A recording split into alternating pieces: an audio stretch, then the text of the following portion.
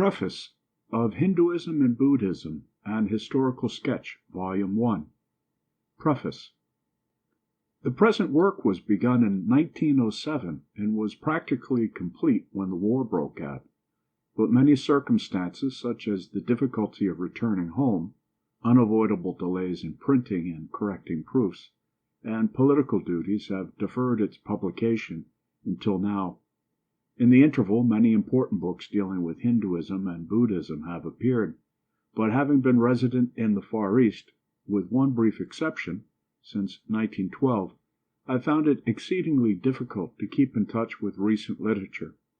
Much of it has reached me only in the last few months, and I have often been compelled to notice new facts and views in footnotes only, though I should have wished to modify the text.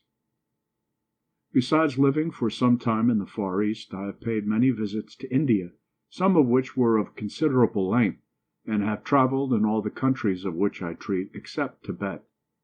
I have, however, seen something of Lamanism near Darjeeling, in northern China, and in Mongolia, but though I have in several places described the beliefs and practices prevalent at the present day, my object is to trace the history and development of religion in India and elsewhere, with occasional remarks on its latest phases.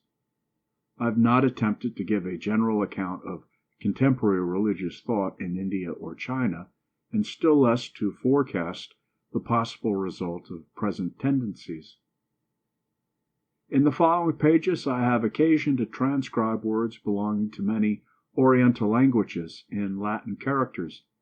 Unfortunately, a uniform system of transcription, applicable to all tongues, seems not to be practical at present. It was attempted in the sacred books of the East, but that system has fallen into disuse and is liable to be misunderstood. It therefore seems best to use for each language the method of transcription adopted by standard works in English dealing with each. For French and German transcriptions, whatever their merits may be as representations of the original sounds, are often misleading to English readers, especially in Chinese. For Chinese, I have adopted Wade's system as used in Giles' dictionary; for Tibetan, the system of Sara Chanda Das; for Pali, that of the Pali Text Society; and for Sanskrit, that of Monier Williams' Sanskrit Dictionary, except that I write S with an accent mark instead of S. Indian languages, however, offer many difficulties. It is often hard to decide whether Sanskrit or vernacular forms are more suitable, and in dealing with Buddhist subjects whether Sanskrit or Pali words should be used. I have found it convenient to vary the forms of proper names, according as my remarks are based on Sanskrit or on Pali literature, but this obliges me to write the same word differently in different places, e.g. sometimes Ajatasattu and sometimes Ajatasattu. Just as in a book dealing with Greek and Latin mythology one might employ both Heracles and Hercules. Also many Indian names, such as Ramayana, Krishna, Nirvana, have become Europeanized, or at least are familiar to all Europeans interested in Indian literature. It seems pedantic to write them with their full and accurate complement of accents and dots, and my general practice is to give such words in their accurate spelling when they are first mentioned, and also in the notes, but usually to print them in their simpler and unaccented forms. I fear, however, that my practice in this matter is not entirely consistent, since different parts of the book were written at different times. My best thanks are due to Mr. R. F. Johnston, author of Chinese Buddhism, to Professor W. J. Hinton, of the University of Hong Kong, and to Mr. H. I. Harding of H.M. Legation at Peking for reading the proofs and correcting many errors, to Sir E. Denison Ross and Professor L. Phenot for valuable information, and especially to Professor and Mrs. Rhys Davids for much advice, though they are in no way responsible for the views which I have expressed and perhaps do not agree with them. It is superfluous for me to pay a tribute to these eminent scholars whose works are well known to all who are interested in Indian religion, but no one who has studied the early history of Buddhism or the Pali language can refrain from acknowledging a debt of gratitude to those who have made such researches possible by founding and maintaining during nearly 40 years the Pali Text Society, and rendering many of the texts still more accessible to Europe by their explanations and translations. C. Eliot, Tokyo, May 1921. End of preface. Influence of Indian Thought in Eastern Asia. Probably the first thought which will occur to the reader who is acquainted with the matters treated in this work will be that the subject is too large. A history of Hinduism or Buddhism, or even of both, within the frontiers of India may be a profitable, though arduous task, but to attempt a historical sketch of the two faiths in their whole duration and extension over Eastern Asia is to choose a scene unsuited to any canvas which can be prepared at the present day. Not only is the breadth of the landscape enormous, but in some places it is crowded with details which cannot be omitted, while in others the principal features are hidden by a mist, which obscures the unity and connection of the whole composition. No one can feel these difficulties more than I do myself, or approach his work with more diffidence, yet I venture to think that wide surveys may sometimes be useful, and are needed in the present state of Oriental studies. For the reality of Indian influence in Asia, from Japan to the frontiers of Persia, from Manchuria to Java, from Burma to Mongolia, is undoubted, and the influence is one. You cannot separate Hinduism from Buddhism, for without it, Hinduism could not have assumed its medieval shape, and some forms of Buddhism, such as Lamaism, countenance Brahmanic deities and ceremonies, while in Java and Cambodia the two religions were avowedly combined and declared to be the same. Neither is it convenient to separate the fortunes of Buddhism and Hinduism outside India from their history within it, for although the importance of Buddhism depends largely on its foreign conquests, the forms which it assumed in its new territories can be understood only by reference to the religious condition of India at the periods when successive missions were dispatched. This book, then, is an attempt to give a sketch of Indian thought or Indian religion, for the two terms are nearly equivalent in extent, and of its history and influence in Asia. I will not say in the world, for that sounds too ambitious and really adds little to the more restricted phrase. For ideas, like empires and races, have their natural frontiers. Thus, Europe may be said to be non-Mohammedan, although the essential principles of Mohammedanism seem in harmony with European monotheism, yet it has been deliberately rejected by the continent and often repelled by force. Similarly, in the regions west of India, Indian religion is sporadic and exotic. Footnote 1.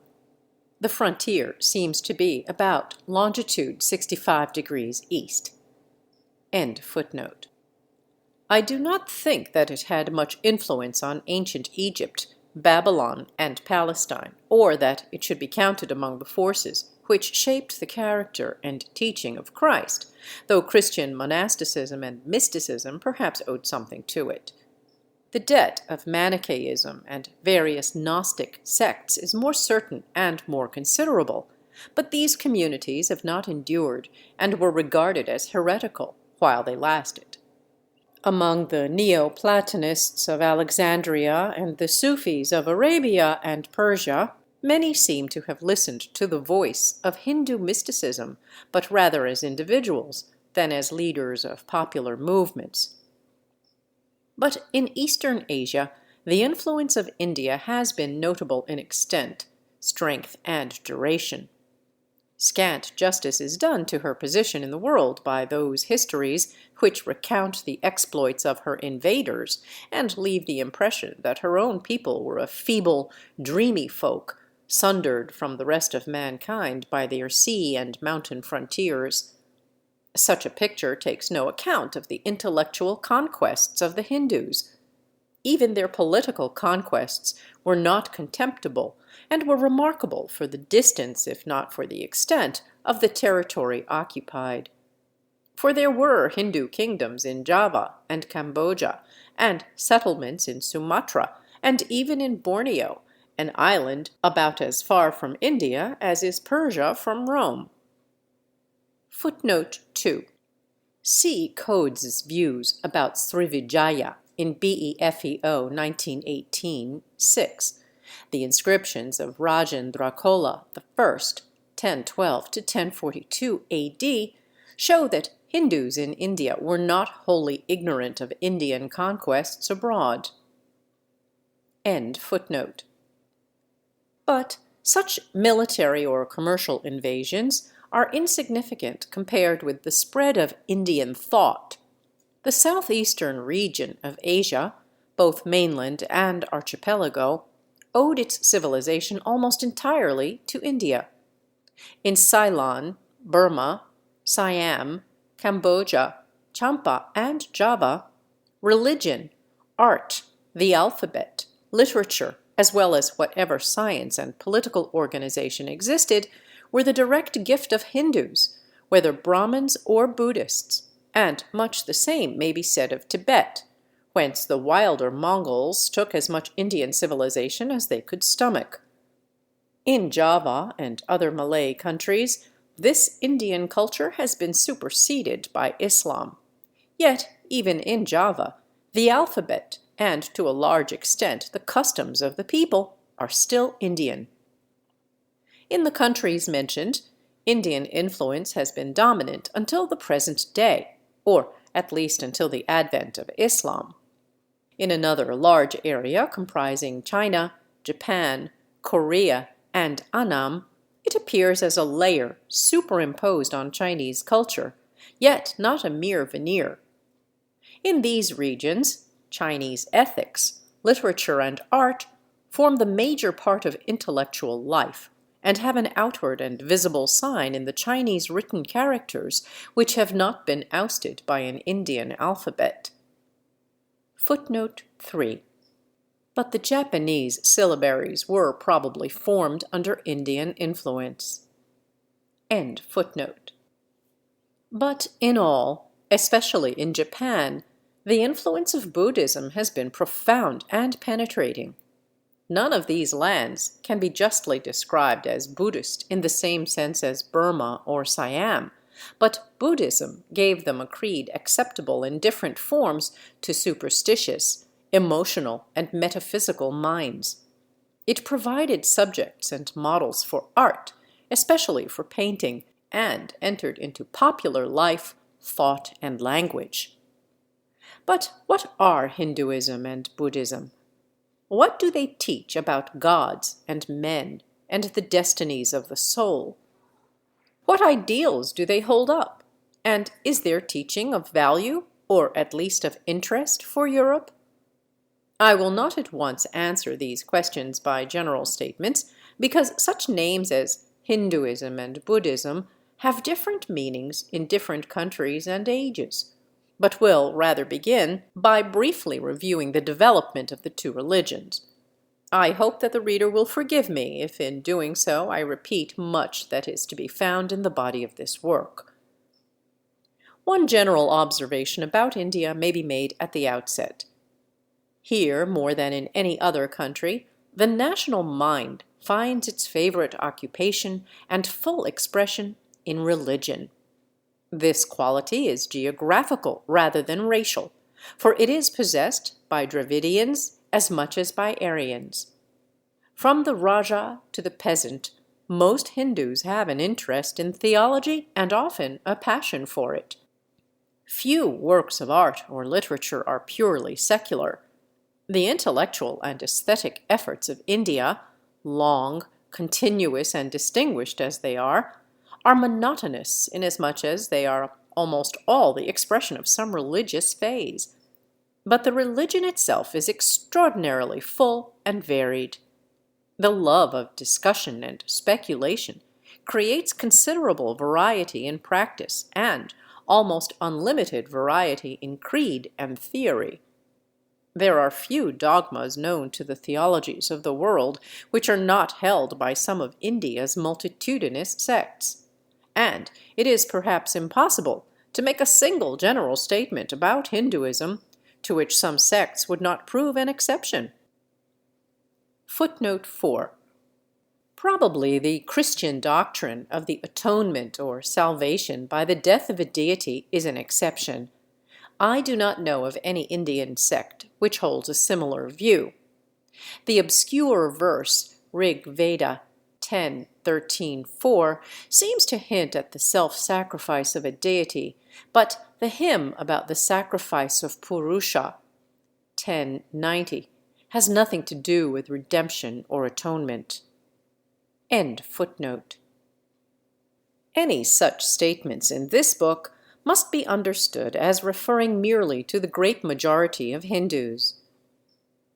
As a form of life and thought, Hinduism is definite and unmistakable. In whatever shape it presents itself, it can be recognized at once. But it is so vast and multitudinous that only an encyclopedia could describe it, and no formula can summarize it. Essayists flounder among conflicting propositions, such as that sectarianism is the essence of Hinduism, or that no educated Hindu belongs to a sect. Either can easily be proved, for it may be said of Hinduism, as it has been said of zoology, that you can prove anything if you merely collect facts which support your theory, and not those which conflict with it.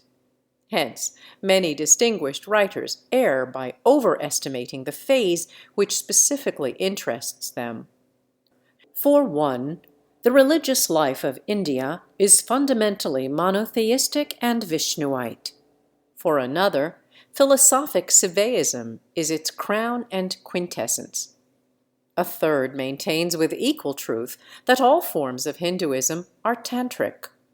All these views are tenable, because though Hindu life may be cut up into castes and sects, Hindu creeds are not mutually exclusive and repellent.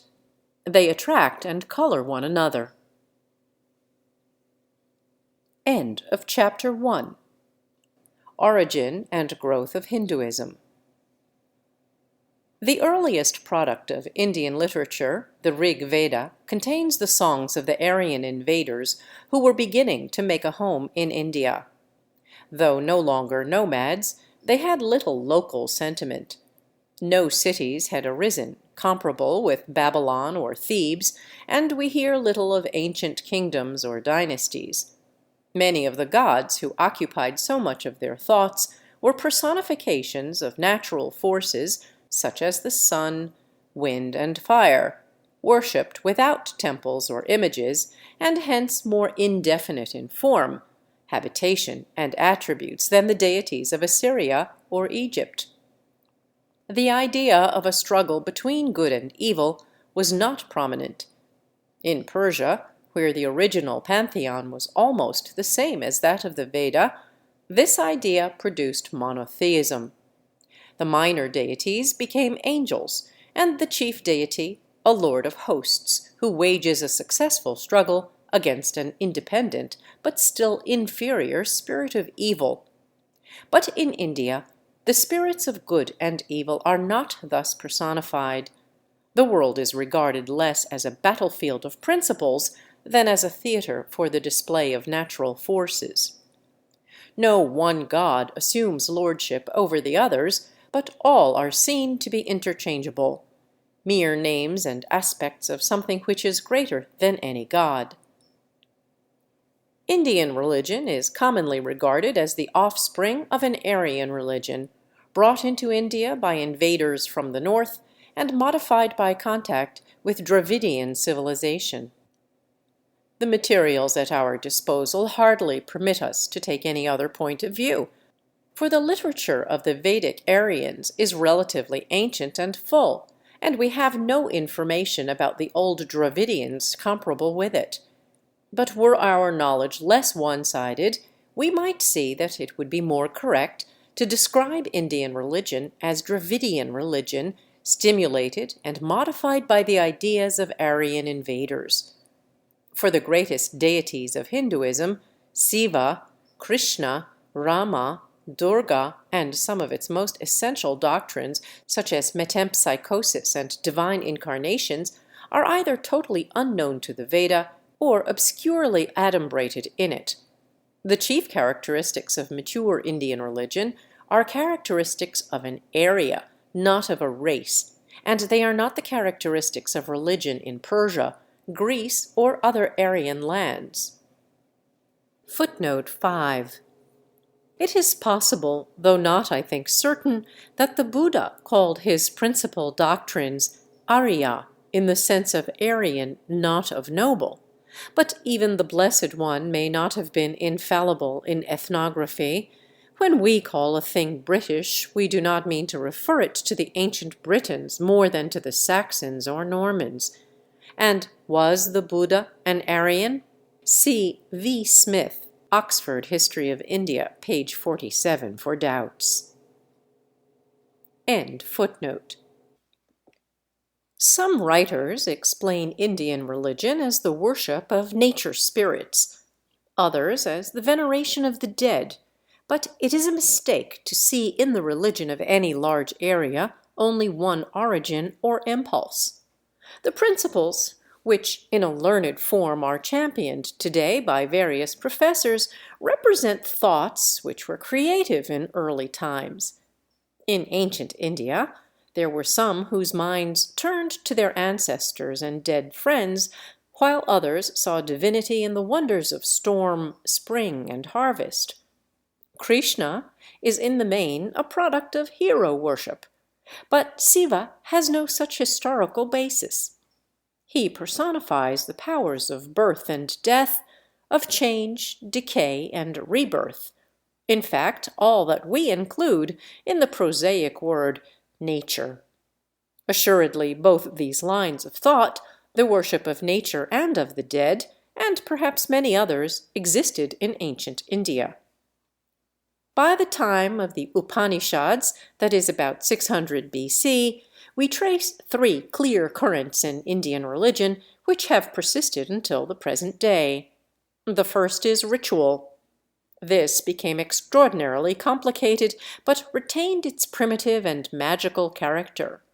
The object of an ancient Indian sacrifice was partly to please the gods, but still more to coerce them by certain acts and formulae. Footnote 6. This is not altogether true of the modern temple ritual. End footnote.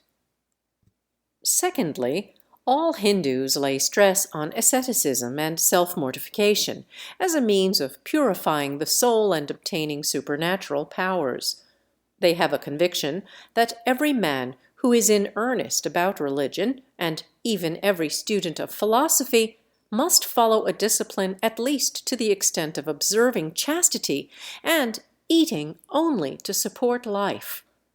Severer austerities give clearer insight into divine mysteries and control over the forces of nature. Europeans are apt to condemn Eastern asceticism as a waste of life, but it has had an important moral effect. The weakness of Hinduism, though not of Buddhism, is that ethics have so small a place in its fundamental conceptions. Its deities are not identified with the moral law, and the saint is above that law. But this dangerous doctrine is corrected by the dogma, which is also a popular conviction, that a saint must be a passionless ascetic. In India, no religious teacher can expect a hearing unless he begins by renouncing the world.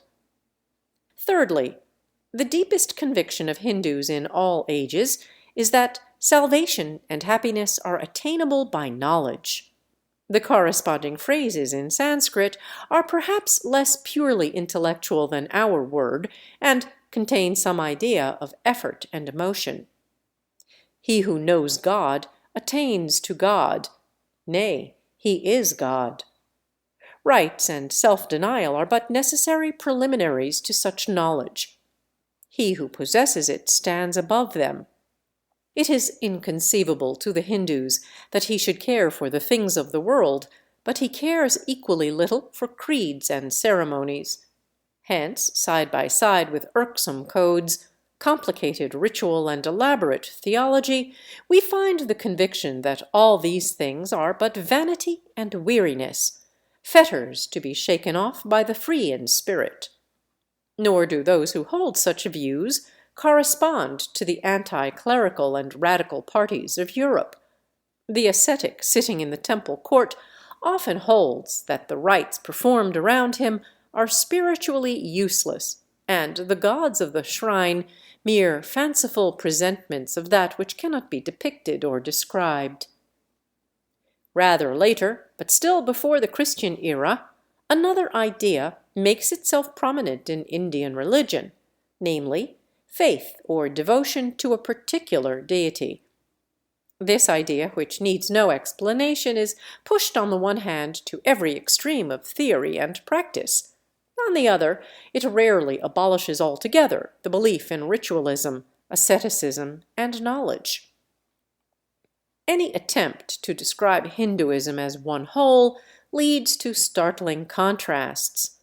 The same religion enjoins self-mortification and orgies, commands human sacrifices, and yet counts it a sin to eat meat or crush an insect, has more priests, rites, and images than ancient Egypt or medieval Rome, and yet outdoes Quakers in rejecting all externals. These singular features are connected with the ascendancy of the Brahmin caste.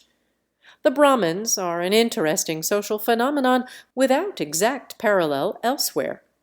They are not, like the Catholic or Moslem clergy, a priesthood pledged to support certain doctrines, but an intellectual, hereditary aristocracy who claim to direct the thought of India, whatever forms it may take. All who admit this claim and accord a nominal recognition to the authority of the Veda are within the spacious fold or menagerie.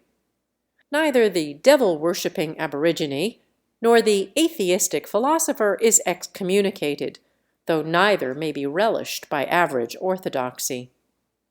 Though Hinduism has no one creed, yet there are at least two doctrines held by nearly all who call themselves Hindus. One may be described as polytheistic pantheism. Most Hindus are apparently polytheists, that is to say, they venerate the images of several deities or spirits, yet most are monotheists in the sense that they address their worship to one god. But this monotheism has almost always a pantheistic tinge. The Hindu does not say the gods of the heathen are but idols, but it is the Lord who made the heavens. He says, "My Lord, Rama, Krishna, or whoever it may be, is all the other gods." Some schools would prefer to say that no human language applied to the Godhead can be correct, and that all ideas of a personal ruler of the world are at best but relative truths. This ultimate, ineffable Godhead is called Brahman. Footnote 7. It is very unfortunate that English usage should make this word appear the same as Brahmin, the name of a caste, and there is much to be said for using the old-fashioned word Brahmin to denote the caste, for it is clear, though not correct. In Sanskrit, there are several similar words which are liable to be confused in English. In the nominative case, they are 1. Brahmana, a man of the highest caste; 2. Brahmanam, an ancient liturgical treatise; 3. Brahma, the Godhead, stem Brahman, neuter; 4. Brahma, a masculine nominative also formed from the stem Brahman and used as the name of a personal deity. For 3, the stem Brahman is commonly used, as being distinct from Brahma, though liable to be confounded with the name of the caste. End footnote. The second doctrine is commonly known as metempsychosis, the transmigration of souls or reincarnation, the last name being the most correct. In detail, the doctrine assumes various forms, since different views are held about the relation of soul to body. But the essence of all is the same, namely, that a life does not begin at birth or end at death, but is a link in an infinite series of lives, each of which is conditioned and determined by the acts done in previous existences, karma. Animal, human, and divine, or at least angelic, existences may all be links in the chain. A man's deeds, if good, may exalt him to the heavens; if evil, may degrade him to life as a beast. Since all lives, even in heaven, must come to an end, happiness is not to be sought in heaven or on earth. The common aspiration of the religious Indian is for deliverance, that is, release from the round of births and repose in some changeless state, called by such names as union with Brahman, Nirvana, and many others. End of section 2. 3. The Buddha. As observed above, the Brahmins claimed to direct the religious life and thought of India, and, apart from Mohammedanism, may be said to have achieved their ambition, though at the price of tolerating much that the majority would wish to suppress. But in earlier ages, their influence was less extensive, and there were other currents of religious activity, some hostile and some simply independent.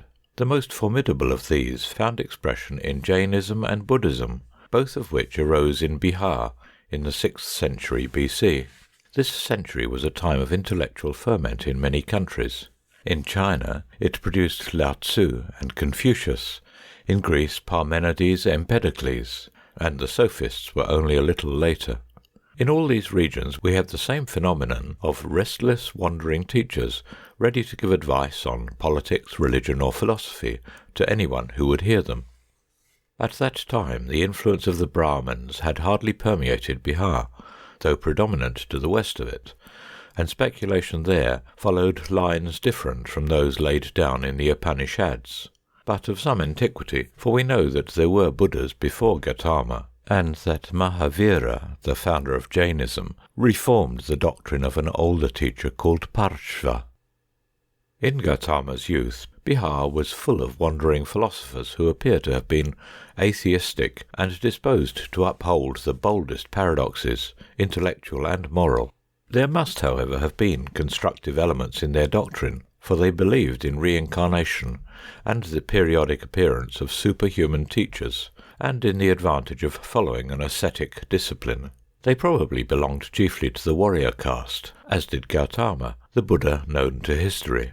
The Pitakas represent him as differing in details from contemporary teachers, but as rediscovering the truth taught by his predecessors. They imply that the world is so constituted that there is only one way to emancipation, and that, from time to time, superior minds see this and announce it to others. Still, Buddhism does not in practice use such formulae as living in harmony with the laws of nature.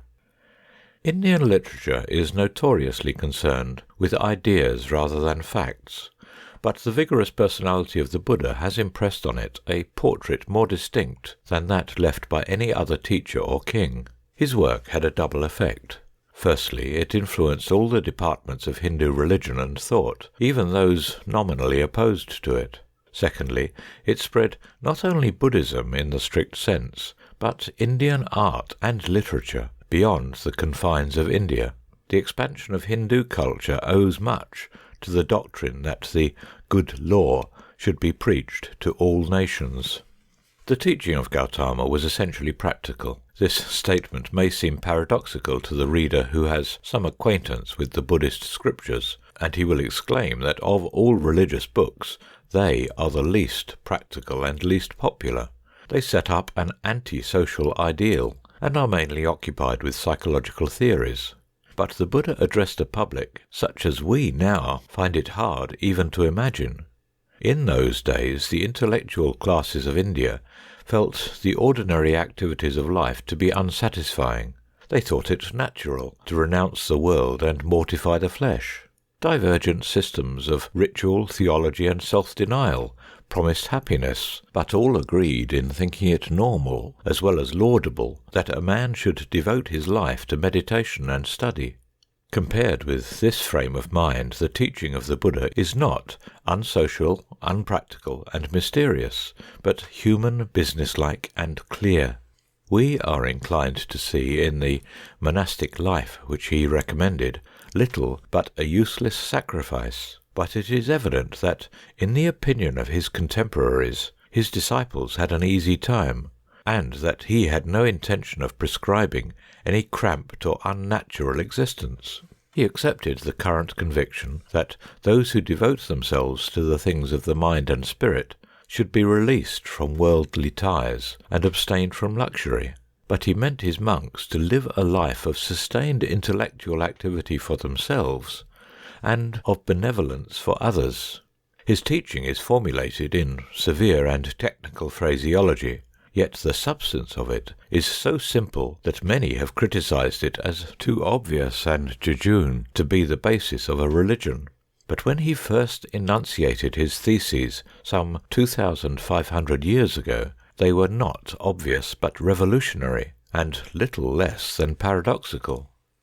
The principle of these propositions are as follows. The existence of everything depends on a cause. Hence, if the cause of evil or suffering can be detected and removed, evil itself will be removed. That cause is lust and craving for pleasure. Hence, all sacrificial and sacramental religions are irrelevant, for the cure which they propose has nothing to do with the disease. The cause of evil or suffering is removed by purifying the heart, and by following the moral law which sets high value on sympathy and social duties, but an equally high value on the cultivation of individual character. But training and cultivation imply the possibility of change. Hence it is a fatal mistake in the religious life to hold a view, common in India, which regards the essence of man as something unchangeable and happy in itself, if it can only be isolated from physical trammels. On the contrary, the happy mind is something to be built up by good thoughts, good words, and good deeds. In its origin, the Buddha's celebrated doctrine that there is no permanent self in persons or things is not a speculative proposition, nor a sentimental lament over the transitoriness of the world, but a basis for religion and morals. You will never be happy unless you realize that you can make and remake your own soul. These simple principles, and the absence of all dogmas as to God or Brahman, distinguish the teaching of Gautama from most Indian systems.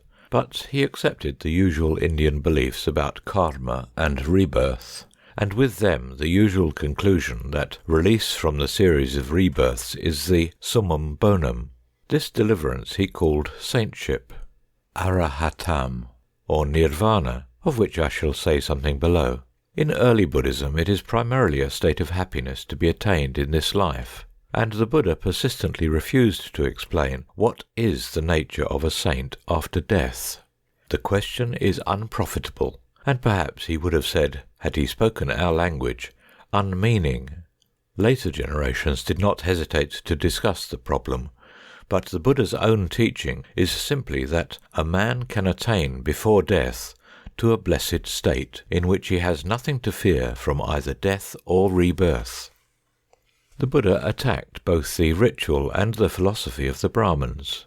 After his time, the sacrificial system, though it did not die, never regained its old prestige, and he profoundly affected the history of Indian metaphysics. It may be justly said that most of his philosophic, as distinguished from his practical, teaching was common property before his time, but he transmuted common ideas and gave them a currency and significance which they did not possess before. But he was less destructive as a religious and social reformer than many have supposed. He did not deny the existence, nor forbid the worship of the popular gods. But such worship is not Buddhism, and the gods are merely angels who may be willing to help good Buddhists, but are in no wise guides to religion, since they need instruction themselves. And though he denied that the Brahmins were superior by birth to others, he did not preach against caste, partly because it then existed only in a rudimentary form. But he taught that the road to salvation was one and open to all who were able to walk in it, whether Hindus or foreigners. All may not have the necessary qualifications of intellect and character to become monks, but all can be good laymen, for whom the religious life means the observance of morality combined with such simple exercises as reading the scriptures. It is clear that this lay Buddhism had much to do with the spread of the faith. The elemental simplicity of its principles, namely that religion is open to all and identical with morality, made a clean sweep of Brahmanic theology and sacrifices, and put in its place something like Confucianism. But the innate Indian love for philosophizing and ritual caused generation after generation to add more and more supplements to the master's teaching, and it is only outside India that it has been preserved in any purity. End of Chapter 3. Chapter 4. Asoka. Gautama spent his life in preaching, and by his personal exertions spread his doctrines over Bihar and Oudh, but for 2 centuries after his death we know little of the history of Buddhism. In the reign of Asoka, 273 to 232 BC, its fortunes suddenly changed, for this great emperor, whose dominions comprised nearly all India, made it the state religion, and also engraved on rocks and pillars a long series of edicts recording his opinions and aspirations. Buddhism is often criticized as a gloomy and unpractical creed, suited at best to stoical and scholarly recluses, but these are certainly not its characteristics when it first appears in political history, just as they are not its characteristics in Burma or Japan today. Both by precept and example, Asoka was an ardent exponent of the strenuous life. In his first edict he lays down the principle, "Let small and great exert themselves," and in subsequent inscriptions he continually harps upon the necessity of energy and exertion. The law or religion, dharma, which his edicts enjoin, is merely human and civic virtue, except that it makes respect for animal life an integral part of morality. In one passage he summarizes it as little impiety, many good deeds, compassion, liberality, truthfulness, and purity. He makes no reference to a supreme deity, but insists on the reality and importance of the future life. Though he does not use the word karma, this is clearly the conception which dominates his philosophy. Those who do good are happy in this world and the next, but those who fail in their duty win neither heaven nor the royal favour. The King's Creed is remarkable in India for its great simplicity. He deprecates superstitious ceremonies, and says nothing of nirvana, but dwells on morality as necessary to happiness in this life and others. This is not the whole of Gautama's teaching, but 2 centuries after his death, a powerful and enlightened Buddhist gives it as the gist of Buddhism for laymen. Asoka wished to make Buddhism the creed not only of India but of the world as known to him, and he boasts that he extended his conquests of religion to the Hellenistic kingdoms of the West. If the missions which he dispatched thither reached their destination, there is little evidence that they bore any fruit, but the conversion of Ceylon and some districts in the Himalayas seem directly due to his initiative. End of section 4. Extension of Buddhism and Hinduism beyond India. This is perhaps a convenient place to review the extension of Buddhism and Hinduism outside India. To do so at this point implies, of course, an anticipation of chronology, but to delay the survey might blind the reader to the fact that from the time of Asoka onward, India was engaged not only in creating, but also in exporting new varieties of religious thought. The countries which have received Indian culture fall into 2 classes. First, those to which it came as a result of religious missions or of peaceful international intercourse, and second, those where it was established after conquest, or at least colonization. In the first class, the religion introduced was Buddhism. If, as in Tibet, it seems to us mixed with Hinduism, yet it was a mixture which, at the date of its introduction, passed in India for Buddhism. But in the second and smaller class, including Java, Cambodia, and Champa, the immigrants brought with them both Hinduism and Buddhism. The two systems were often declared to be the same, but the result was Hinduism mixed with some Buddhism, not vice versa. The countries of the first class comprise Ceylon, Burma and Siam, Central Asia, Nepal, China with Annam, Korea and Japan, Tibet with Mongolia. The Buddhism of the first three countries is a real unity, or in European language, a church, for though they have no common hierarchy, they use the same sacred language, Pali, and have the same canon. Footnote 11. It may be conveniently and correctly called Pali Buddhism. This is better than Southern Buddhism, or Hinayana, for the Buddhism of Java, which lies even farther to the south, is not the same, and there were formerly Hinayanists in Central Asia and China. End footnote. Burma and Siam have repeatedly recognized Ceylon as a sort of metropolitan see, and, on the other hand, when religion in Ceylon fell on evil days, the clergy were recruited from Burma and Siam. In the other countries, Buddhism presents greater differences and divisions.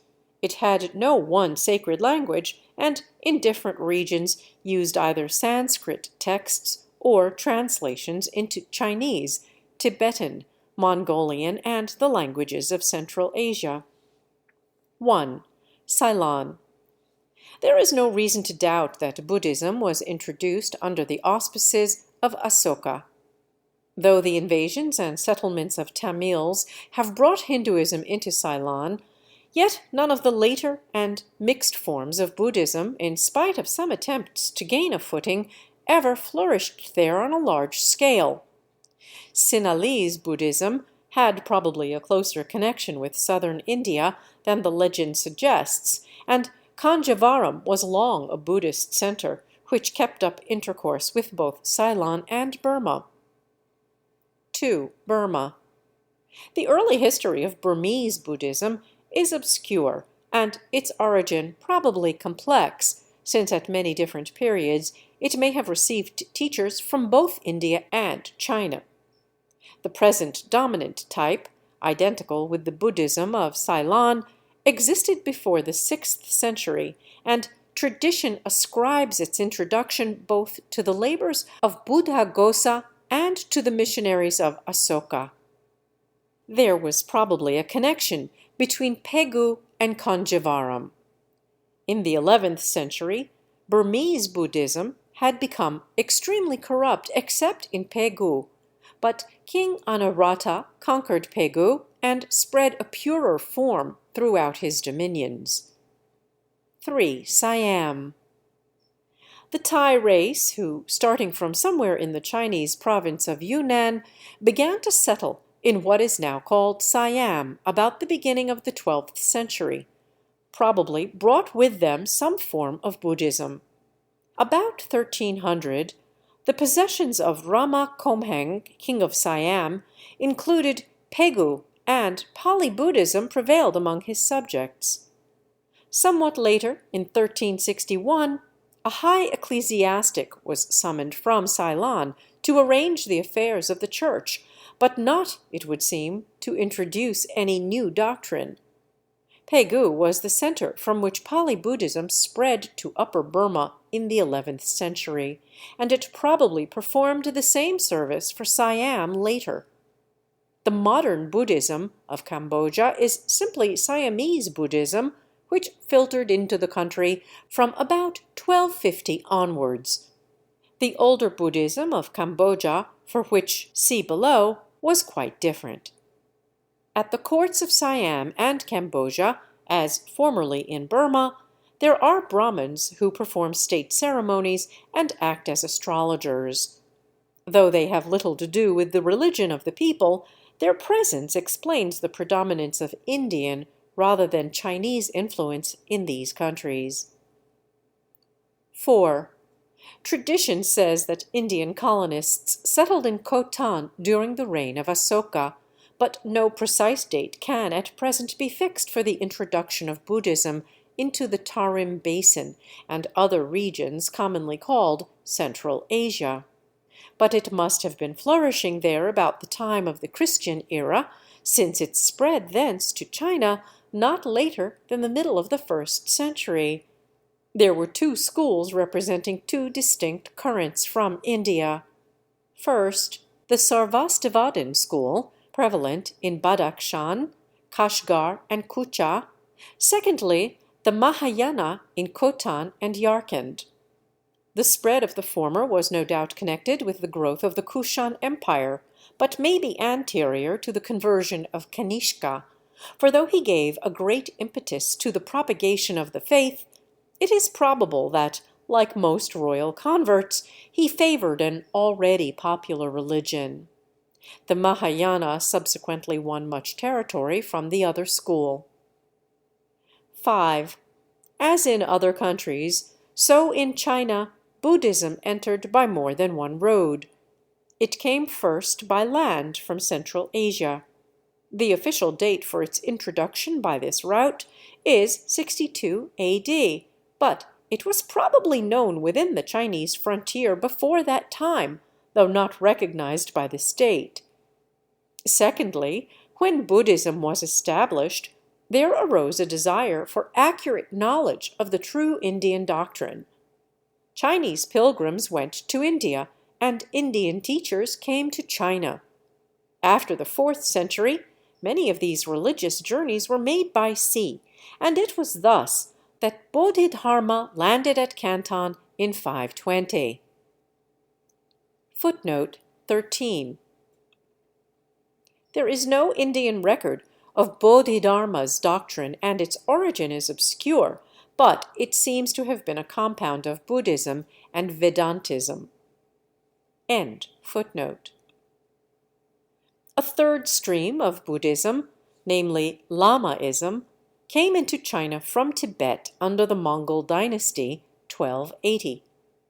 Kubilai considered this the best religion for his Mongols, and numerous Lamaist temples and convents were established and still exist in northern China. Lamaism has not perhaps been a great religious or intellectual force there, but its political importance was considerable.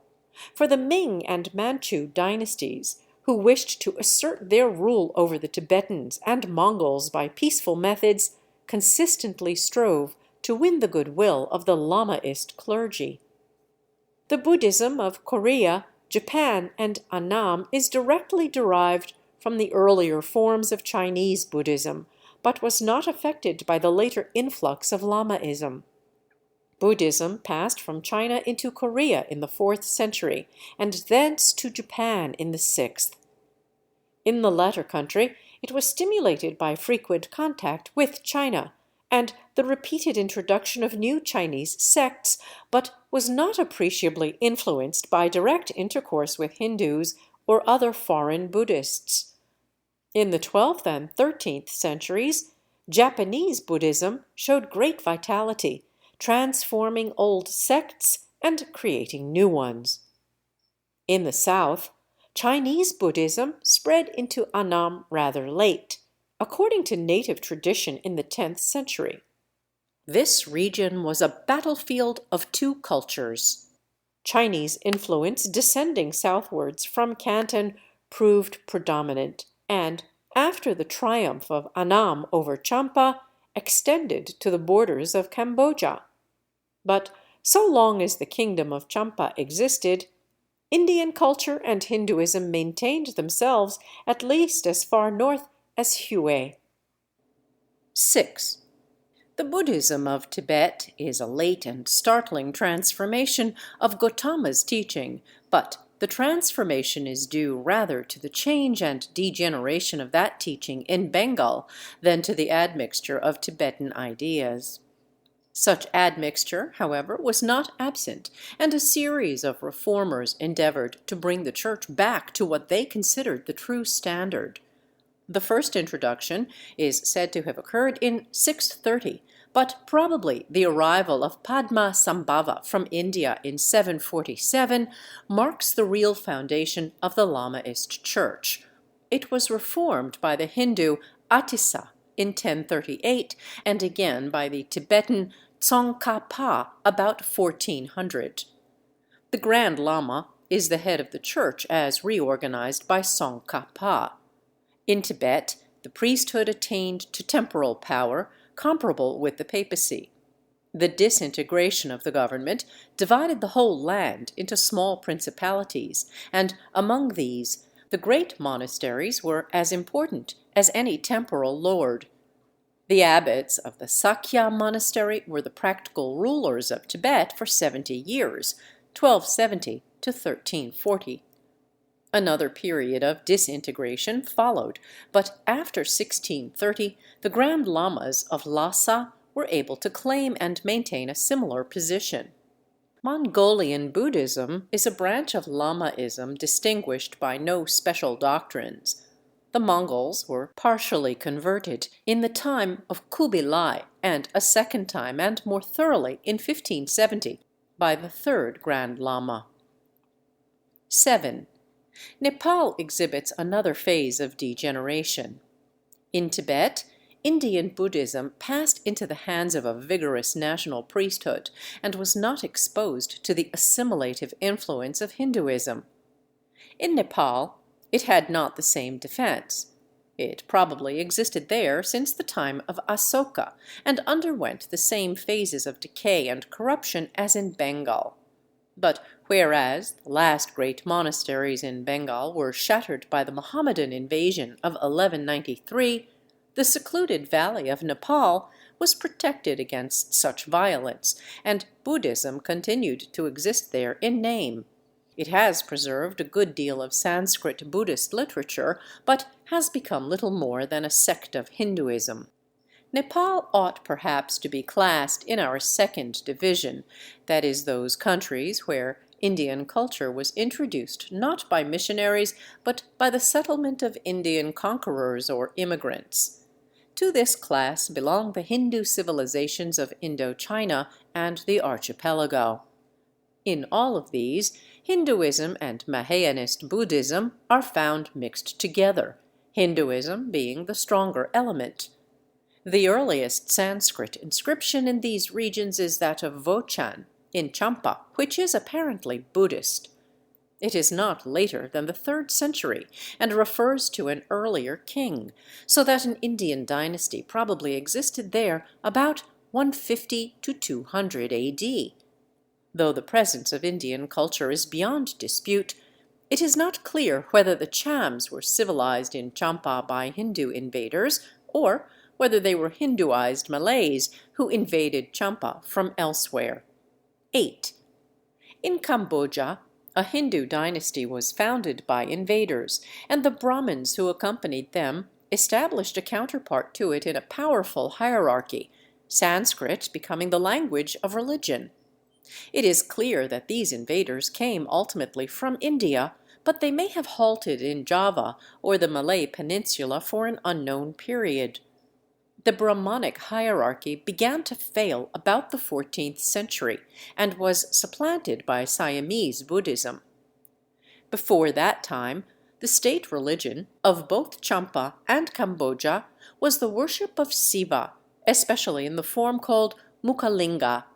Mahayanist Buddhism, tending to identify Buddha with Siva, also existed, but enjoyed less of the royal patronage.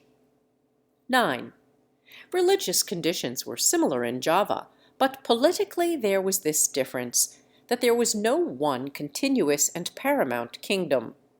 A considerable number of Hindus must have settled in the island to produce such an effect on its language and architecture, but the rulers of the states known to us were Hinduized Javanese rather than true Hindus, and the language of literature and of most inscriptions was Old Javanese, not Sanskrit, though most of the works written in it were translations or adaptations of Sanskrit originals. As in Cambodia, Sivaism and Buddhism both flourished without mutual hostility, and there was less difference in the status of the two creeds. In all these countries, religion seems to have been connected with politics more closely than in India. The chief shrine was a national cathedral, the living king was semi-divine, and dead kings were represented by statues bearing the attributes of their favorite gods. End of section 5. Section 6. New Forms of Buddhism. In the 3 or 4 centuries following Asoka, a surprising change came over Indian Buddhism, but though the facts are clear, it is hard to connect them with dates and persons. But the change was clearly posterior to Asoka, for though his edicts show a spirit of wide charity, it is not crystallized in the form of certain doctrines which subsequently became prominent. The first of these holds up as the moral ideal, not personal perfection or individual salvation, but the happiness of all living creatures. The good man who strives for this should boldly aspire to become a Buddha in some future birth, and such aspirants are called bodhisattvas. Secondly, Buddhas and some bodhisattvas come to be considered as supernatural beings, and practically deities. The human life of Gautama, though not denied, is regarded as the manifestation of a cosmic force which also reveals itself in countless other Buddhas, who are not merely his predecessors or destined successors, but the rulers of paradises in other worlds. Faith in a Buddha, especially in Amitabha, can secure rebirth in his paradise. The great bodhisattvas, such as Avalokita and Manjushri, are splendid angels of mercy and knowledge, who are theoretically distinguished from Buddhas because they have indefinitely postponed their entry into nirvana in order to alleviate the sufferings of the world. These new tenets are accompanied by a remarkable development of art and of idealist metaphysics. This new form of Buddhism is called Mahayana, or the Great Vehicle, as opposed to the Small Vehicle or Hinayana, a somewhat contemptuous name given to the older school. The idea underlying these phrases is that sects are merely coaches, all travelling on the same road to salvation, though some may be quicker than others. The Mahayana did not suppress the Hinayana, but it gradually absorbed the traffic. The causes of this transformation were twofold: internal, or Indian, and external. Buddhism was a living, that is, changing, stream of thought, and the Hindus as a nation have an exceptional taste and capacity for metaphysics. This taste was not destroyed by Gautama's dicta as to the limits of profitable knowledge, nor did new deities arouse hostility because they were not mentioned in the ancient scriptures. The development of Brahmanism and Buddhism was parallel. If an attractive novelty appeared in one, something like it was soon provided by the other. Thus the Bhagavad Gita contains the ideas of the Mahayana in substance, though in a different setting. It praises disinterested activity and insists on faith. It is clear that at this period all Indian thought, and not merely Buddhism, was vivified and transmuted by two great currents of feeling demanding, the one a more emotional morality, the other more personal and more sympathetic deities. I shall show in more detail below that most Mahayanist doctrines, though apparently new, have their roots in old Indian ideas, but the presence of foreign influences is not to be disputed, and there is no difficulty in accounting for them. Gandhara was a Persian province from 530 to 330 BC, and in the succeeding centuries the northwestern parts of India experienced the invasions and settlements of numerous aliens, such as Greeks from the Hellenistic kingdoms which arose after Alexander's expedition, Parthians, Sakas, and Kushans. Such immigrants, even if they had no culture of their own, at least transported culture, just as the Turks introduced Islam into Europe. Thus, whatever ideas were prevalent in Persia, in the Hellenistic kingdoms, or in Central Asia, may also have been prevalent in northwestern India, where was situated the university town of Taxila, frequently mentioned in the Jatakas as a seat of Buddhist learning.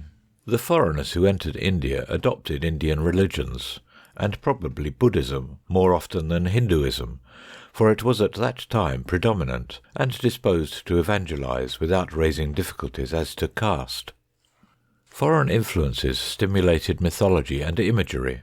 In the reliefs of Asoka's time, the image of the Buddha never appears, and, as in the earliest Christian art, the intention of the sculptors is to illustrate an edifying narrative rather than to provide an object of worship. But in the Gandharan sculptures, which are a branch of Greco-Roman art, he is habitually represented by a figure modelled on the conventional type of Apollo. The gods of India were not derived from Greece, but they were stereotyped under the influence of Western art to this extent that familiarity with such figures as Apollo and Pallas encouraged the Hindus to represent their gods and heroes in human or quasi-human shapes. The influence of Greece on Indian religion was not profound. It did not affect the architecture or ritual of temples, and still less thought or doctrine. But when Indian religion, and especially Buddhism, passed into the hands of men accustomed to Greek statuary, the inclination to venerate definite personalities, having definite shapes, was strengthened. Persian influence was stronger than Greek. To it are probably due the many radiant deities who shed their beneficent glory over the Mahayanist pantheon, as well as the doctrine that bodhisattvas are emanations of Buddhas. The discoveries of Stein, Pelliot, and others have shown that this influence extended across Central Asia to China, and one of the most important turns in the fortunes of Buddhism was its association with a Central Asian tribe analogous to the Turks, and called Kushans or Yuchi, whose territories lay without, as well as within, the frontiers of modern India, and who borrowed much of their culture from Persia and some from the Greeks. Their great king Kanishka is a figure in Buddhist annals, second only to Asoka. Unfortunately, his date is still a matter of discussion. The majority of scholars place his accession about 78 AD, but some put it rather later. The evidence of numismatics and of art indicates that he came towards the end of his dynasty rather than at the beginning, and the tradition which makes Asvaghosha his contemporary is compatible with the later date. Some writers describe Kanishka as the special patron of Mahayanism, but the description is of doubtful accuracy.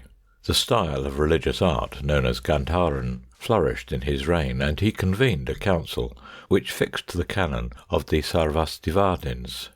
This school was reckoned as Hinayanist, and though Asvaghosha enjoys general fame in the Far East as a Mahayanist doctor, yet his undoubted writings are not Mahayanist in the strict sense of the word.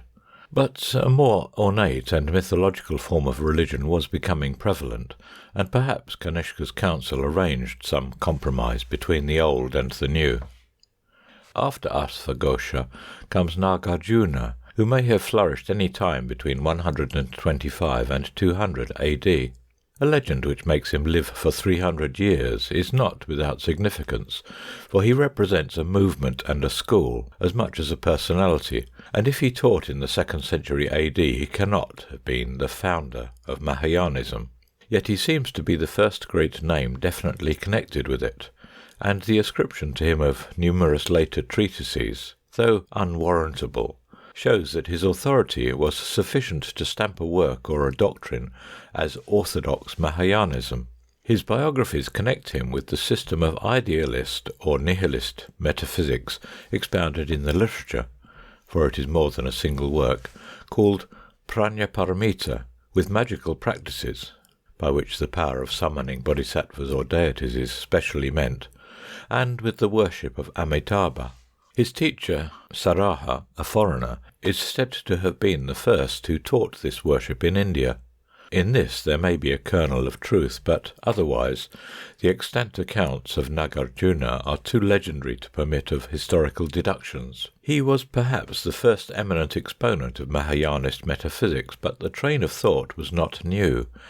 It was the result of applying to the external world the same destructive logic which Gautama applied to the soul, and the result had considerable analogies to Sankara's version of the Vedanta.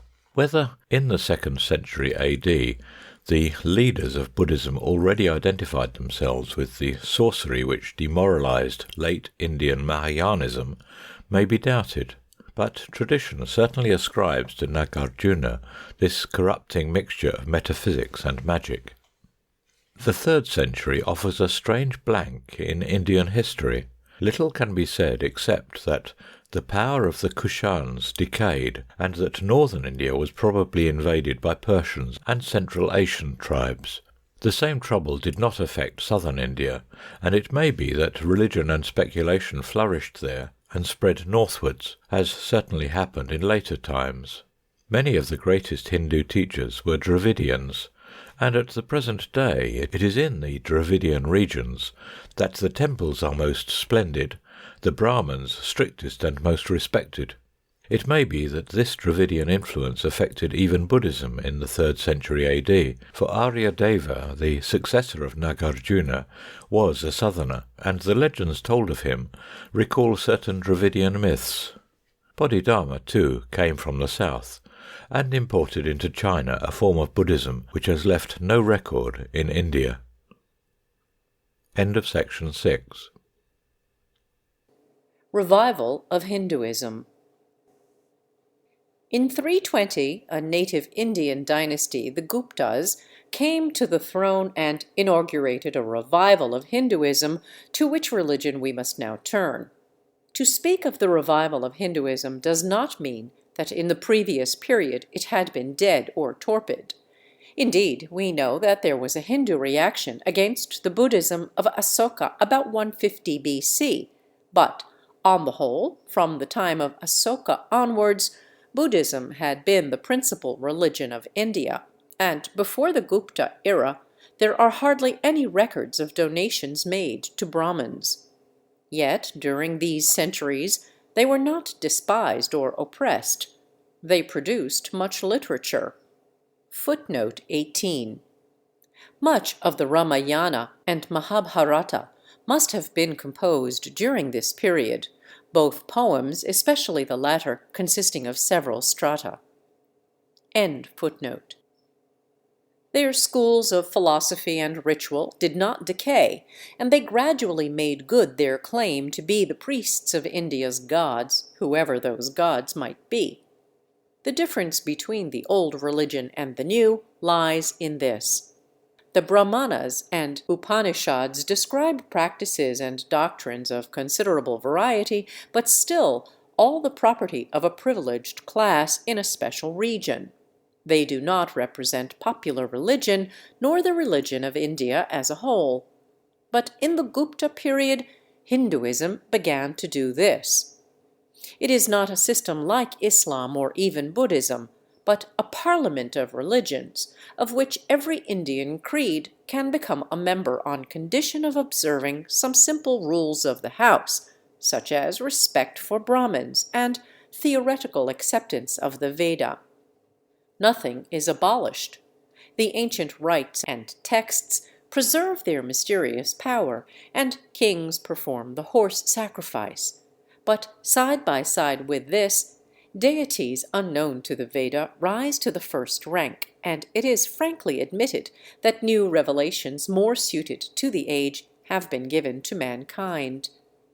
Art, too, enters on a new phase. In the early Indian sculptures, deities are mostly portrayed in human form, but in about the 1st century of our era, there is seen a tendency to depict them with many heads and limbs, and this tendency grows stronger until in medieval times it is predominant. It has its origin in symbolism.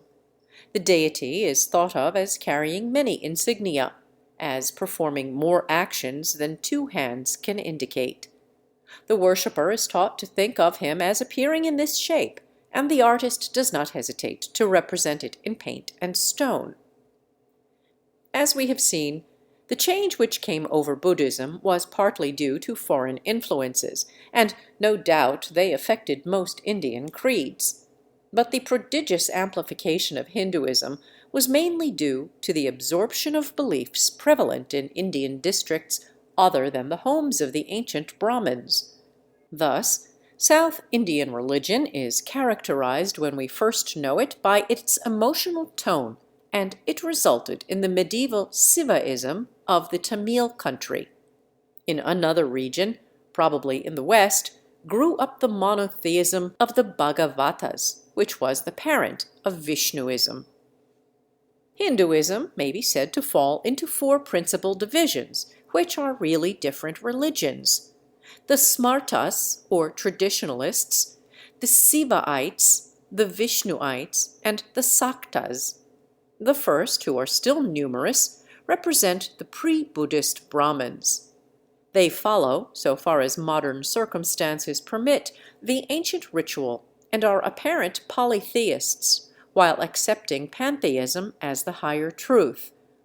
Vishnuites and Sivaites, however, are monotheists, in the sense that their minor deities are not essentially different from the saints of Roman and Eastern Christianity, but their monotheism has a pantheistic tinge.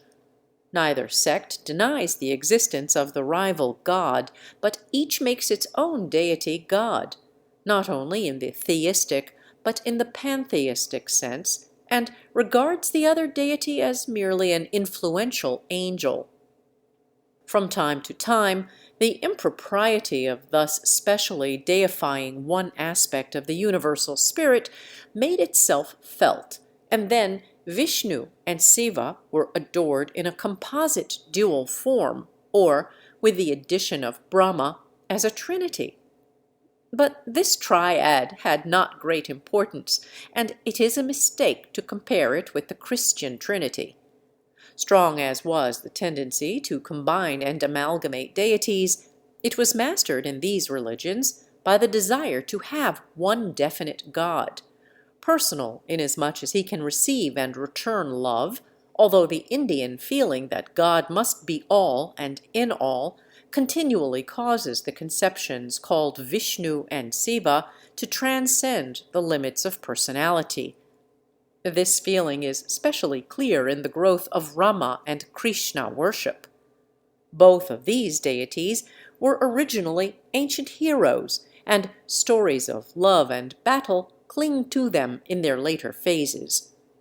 Yet, for their respective devotees, each becomes God in every sense: God as lover of the soul, God as ruler of the universe, and the God of pantheism, who is all that exists and can exist. For some time before and after the beginning of our era, northwestern India witnessed a great fusion of ideas, and Indian, Persian, and Greek religion must have been in contact at the university town of Taxila and many other places. Kashmir, too, if somewhat too secluded to be a meeting place of nations, was a considerable intellectual center.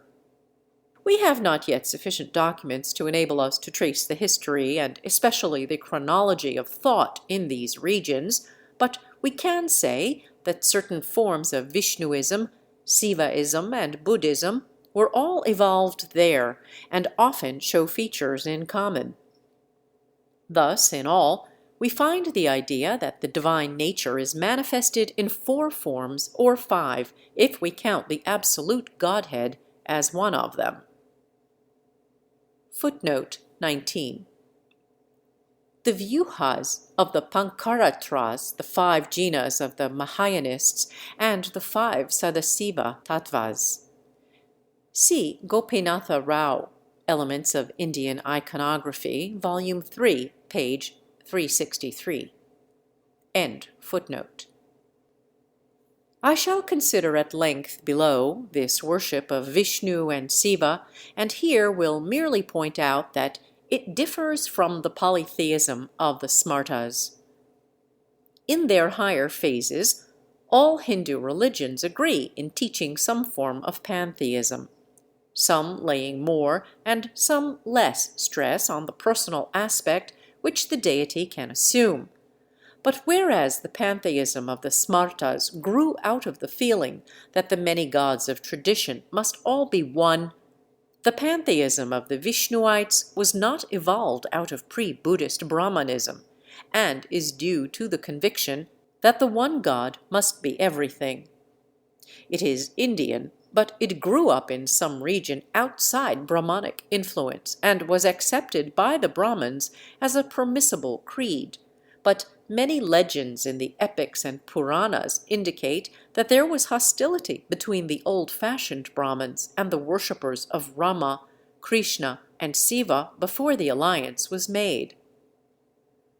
Saktism also was not evolved from ancient Brahmanism, but is different in tone from Vishnuism and Sivaism. Footnote 20. I draw a distinction between Saktism and Tantrism. The essence of Saktism is the worship of a goddess with certain rites. Tantrism means rather the use of spells, gestures, diagrams, and various magical or sacramental rites which accompanies Saktism but may exist without it. End footnote. Whereas they start from a movement of thought and spiritual feeling, Saktism has for its basis certain ancient popular worships. With these it has combined much philosophy, and has attempted to bring its teaching into conformity with Brahmanism, but yet remains somewhat apart. It worships a goddess of many names and forms, who is adored with sexual rites and the sacrifice of animals, or, when the law permits, of men. It asserts even more plainly than Vishnuism that the teaching of the Vedas is too difficult for these latter days, and even useless, and it offers to its followers new scriptures called tantras and new ceremonies as all sufficient. It is true that many Hindus object to this sect, which may be compared with the Mormons in America or the Skoptsi in Russia, and it is numerous only in certain parts of India, especially Bengal and Assam. But since a section of Brahmins patronize it, it must be reckoned as a phase of Hinduism, and even at the present day, it is an important phase. There are many cults prevalent in India, though not recognized as sects, in which the worship of some aboriginal deity is accepted in all its crudeness without much admixture of philosophy, the only change being that the deity is described as a form, incarnation or servant of some well-known god, and that Brahmins are connected with this worship. This habit of absorbing aboriginal superstitions materially lowers the average level of creed and ritual. An educated Brahmin would laugh at the idea that village superstitions can be taken seriously as religion, but he does not condemn them, and as superstitions, he does not disbelieve in them.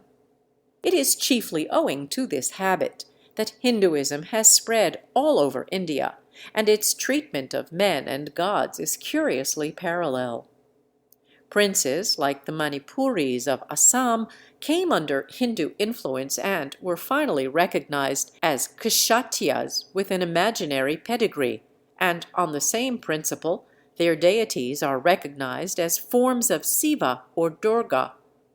And Siva and Durga themselves were built up in past ages out of aboriginal beliefs, though the cement holding their figures together is Indian thought and philosophy, which are able to see in grotesque rustic godlings an expression of cosmic forces.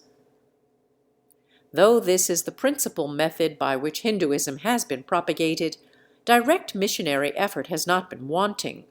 For instance, a large part of Assam was converted by the preaching of Vishnuite teachers in the 16th century, and the process still continues. Footnote 21.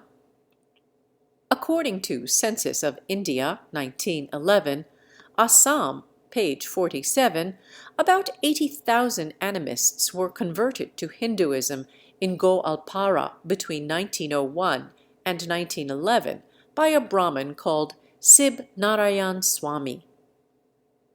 End footnote. But on the whole, the missionary spirit characterizes Buddhism rather than Hinduism.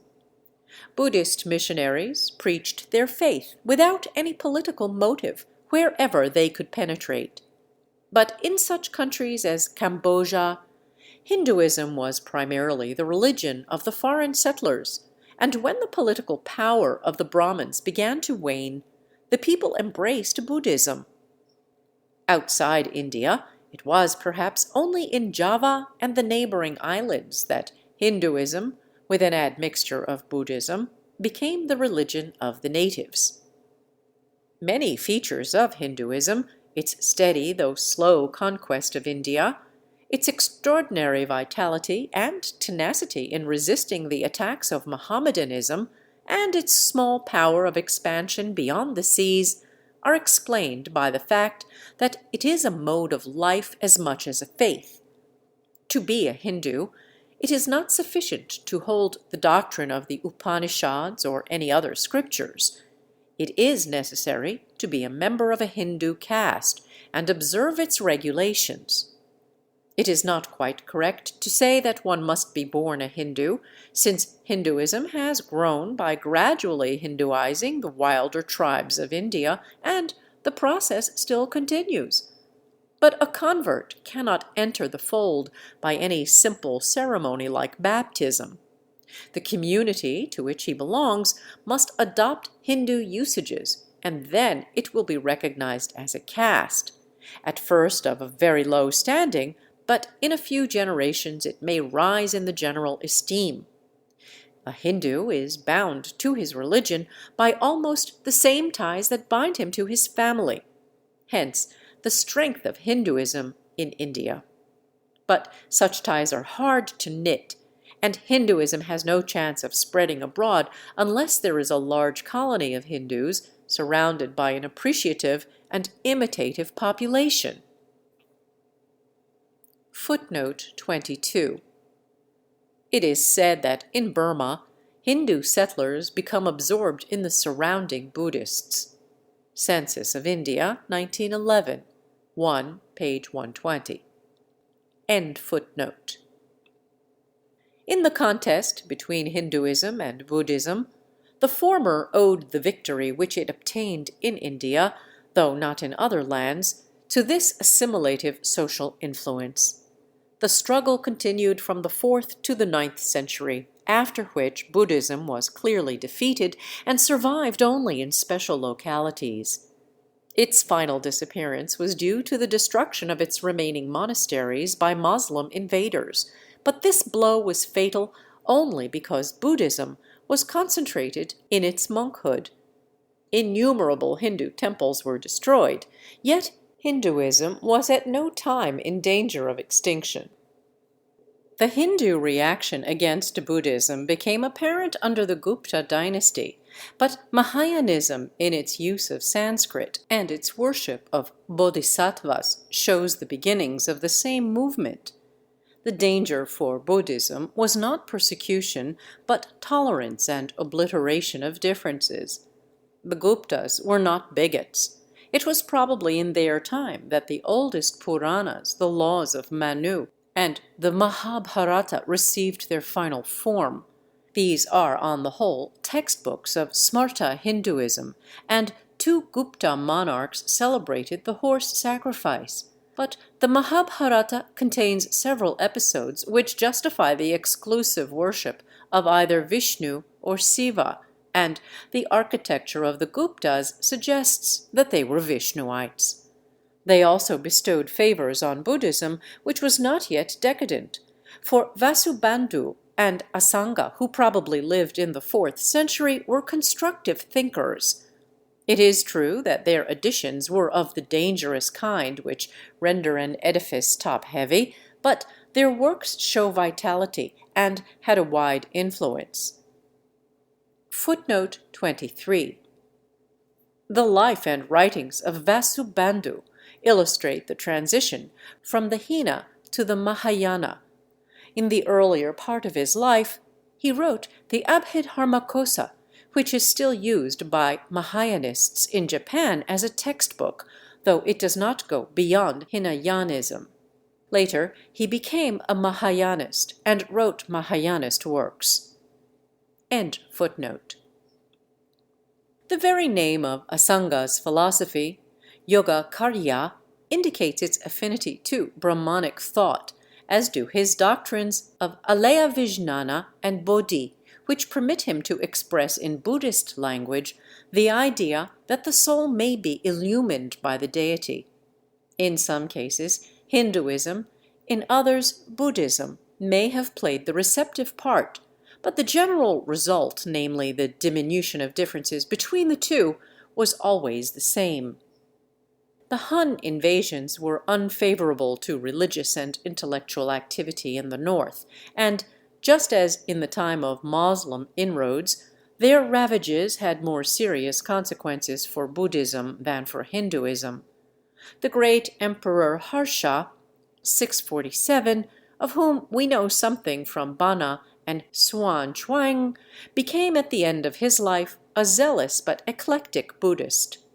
Yet it is plain from Xian Chuang's account that at this time Buddhism was decadent in most districts both of the north and south. This decadence was hastened by an unfortunate alliance with those forms of magic and erotic mysticism which are called Saktism. Footnote 24. As already mentioned, I think Saktism is the more appropriate word, but Tantrism is in common use by the best authorities. End footnote. It is difficult to estimate the extent of the corruption, for the singularity of the evil, a combination of the austere and ethical teaching of Gautama with the most fantastic form of Hinduism, arrests attention, and perhaps European scholars have written more about it than it deserves.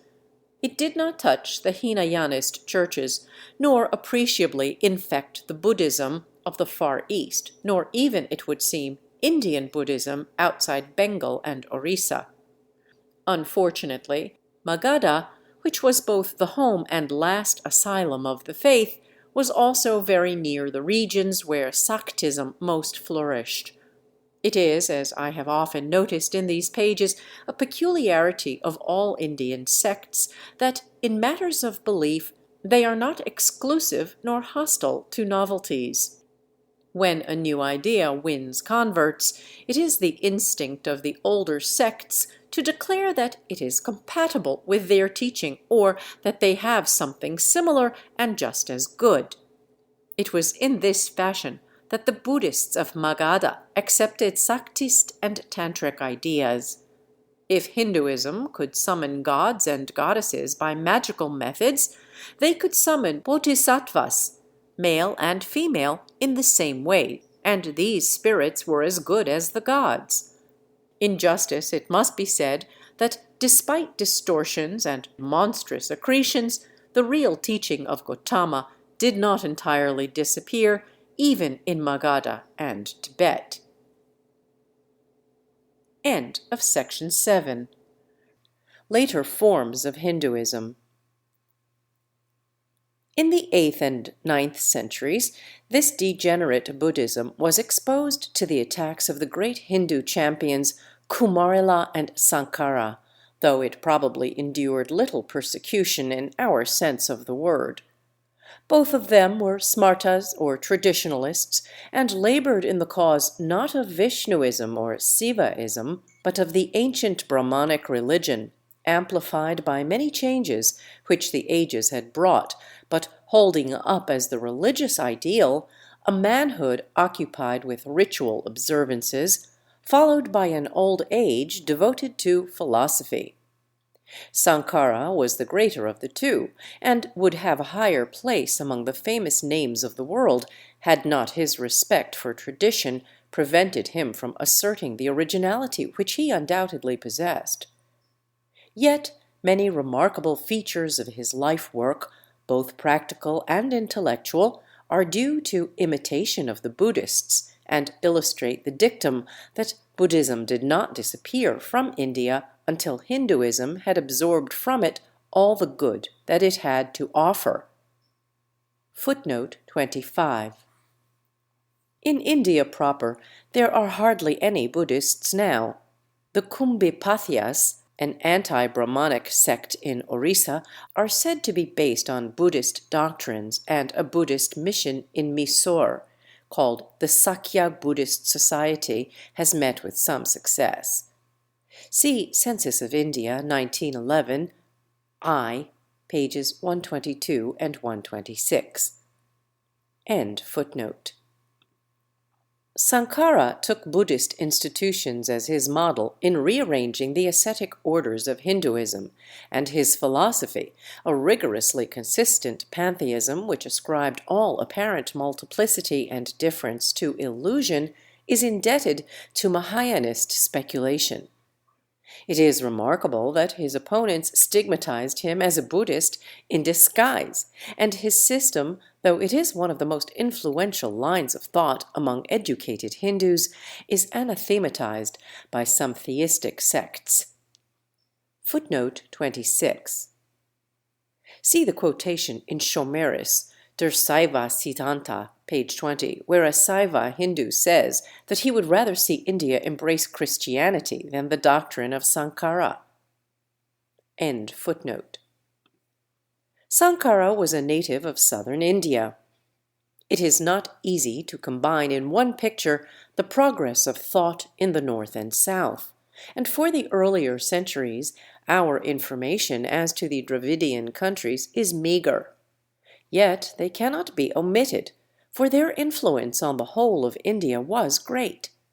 Greeks, Kushans, Huns, and Mohammedans penetrated into the north, but until after the fall of Vijayanagar in 1565, no invader professing a foreign religion entered the country of the Tamils. Left in peace, they elaborated their own version of current theological problems, and the result spread over India. Buddhism and Jainism also flourished in the south. The former was introduced under Asoka, but apparently ceased to be the dominant religion, if it ever was so, in the early centuries of our era. Still, even in the 11th century, monasteries were built in Mysore. Jainism had a distinguished but checkered career in the south. It was powerful in the 7th century, but subsequently endured considerable persecution. It still exists and possesses remarkable monuments at Sravana-Belgola and elsewhere.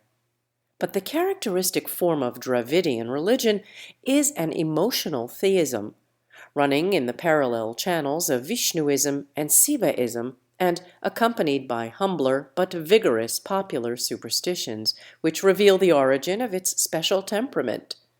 For the frenzied ecstasies of devil dancers, to use a current though inaccurate phrase, are a primitive expression of the same sentiment which sees in the whole world the exulting energy and rhythmic force of Siva. And though the most rigid Brahmanism still flourishes in the Madras presidency, there is audible in the Dravidian hymns a distinct note of anti-sacerdotalism and of belief that every man by his own efforts can come into immediate contact with the great being whom he worships. The Vishnuism and Sivaism of the south go back to the early centuries of our era, but the chronology is difficult. In both, there is a line of poet-saints, followed by philosophers and teachers, and in both a considerable collection of Tamil hymns esteemed as equivalent to the Veda. Perhaps Sivaism was dominant first, and Vishnuism somewhat later, but at no epoch did either extinguish the other. It was the object of Sankara to bring these valuable but dangerous forces, as well as much Buddhist doctrine and practice, into harmony with Brahmanism. Islam first entered India in 712, but it was some time before it passed beyond the frontier provinces, and for many centuries it was too hostile and aggressive to invite imitation. But the spectacle of a strong community pledged to the worship of a single personal God produced an effect. In the period extending from the 8th to the 12th centuries, in which Buddhism practically disappeared and Islam came to the front as a formidable, though not irresistible antagonist, the dominant form of Hinduism was that which finds expression in the older Puranas, in the temples of Orissa and Khajuraho, and the Kailasa at Ellora.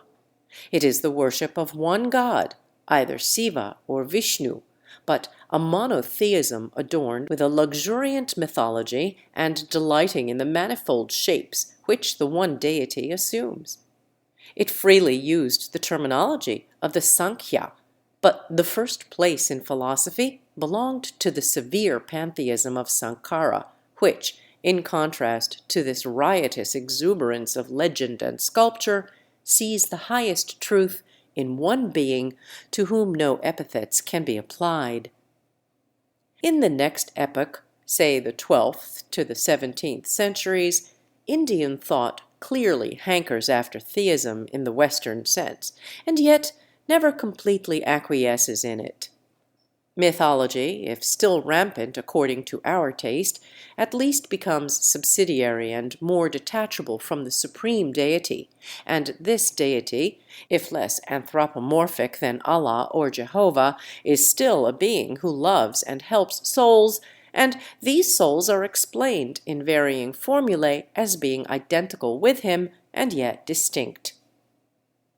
It can hardly be by chance that as the Hindus became more familiar with Islam, their sects grew more definite in doctrine and organization, especially among the Vishnuites, who showed a greater disposition to form sects than the Sivaites, partly because the incarnations of Vishnu offer an obvious ground for diversity. About 1100 A.D., the first great Vaishnava sect was founded by Ramanuja. Footnote 27. Some think that the sect called Nimavats was earlier. End footnote. He was a native of the Madras country and claimed to be the spiritual descendant of the early Tamil saints. In doctrine, he expressly accepted the views of the ancient Bhagavatas, which had been condemned by Sankara, and he affirmed the existence of one personal deity, commonly spoken of as Narayana or Vasudeva. From the time of Sankara onwards, nearly all Hindu theologians of the first rank expounded their views by writing a commentary on the Brahma Sutras, an authoritative but singularly enigmatic digest of the Upanishads.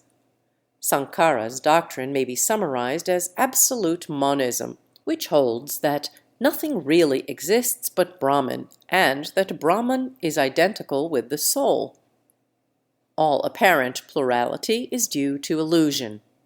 He draws a distinction between the lower and higher Brahman, which perhaps may be rendered by God and the Godhead. In the same sense in which individual souls and matter exist, a personal God also exists, but the higher truth is that individuality, personality, and matter are all illusion. But the teaching of Ramanuja rejects the doctrines that the world is an illusion and that there is a distinction between the lower and higher Brahman, and it affirms that the soul, though of the same substance as God, and emitted from him rather than created, can obtain bliss not in absorption but in existence near him. It is round these problems that Hindu theology turns. The innumerable solutions lack neither boldness nor variety, but they all try to satisfy both the philosopher and the saint, and none achieve both tasks. The system of Sankara is a masterpiece of intellect, despite his disparagement of reasoning in theology, and could inspire a fine piety, as when on his deathbed he asked forgiveness for having frequented temples, since by so doing he had seemed to deny that God is everywhere. But piety of this kind is unfavorable to public worship, and even to those religious experiences in which the soul seems to have direct contact with God in return for its tribute of faith and love. In fact, the Advaita philosophy countenances emotional theism only as an imperfect creed and not as the highest truth. But the existence of all sects and priesthoods depends on their power to satisfy the religious instinct with ceremonial or some better method of putting the soul in communication with the divine. On the other hand, pantheism in India is not a philosophical speculation, it is a habit of mind. It is not enough for the Hindu that his God is Lord of all things, he must be all things, and the soul, in its endeavor to reach God, must obtain deliverance from the fetters not only of matter, but of individuality.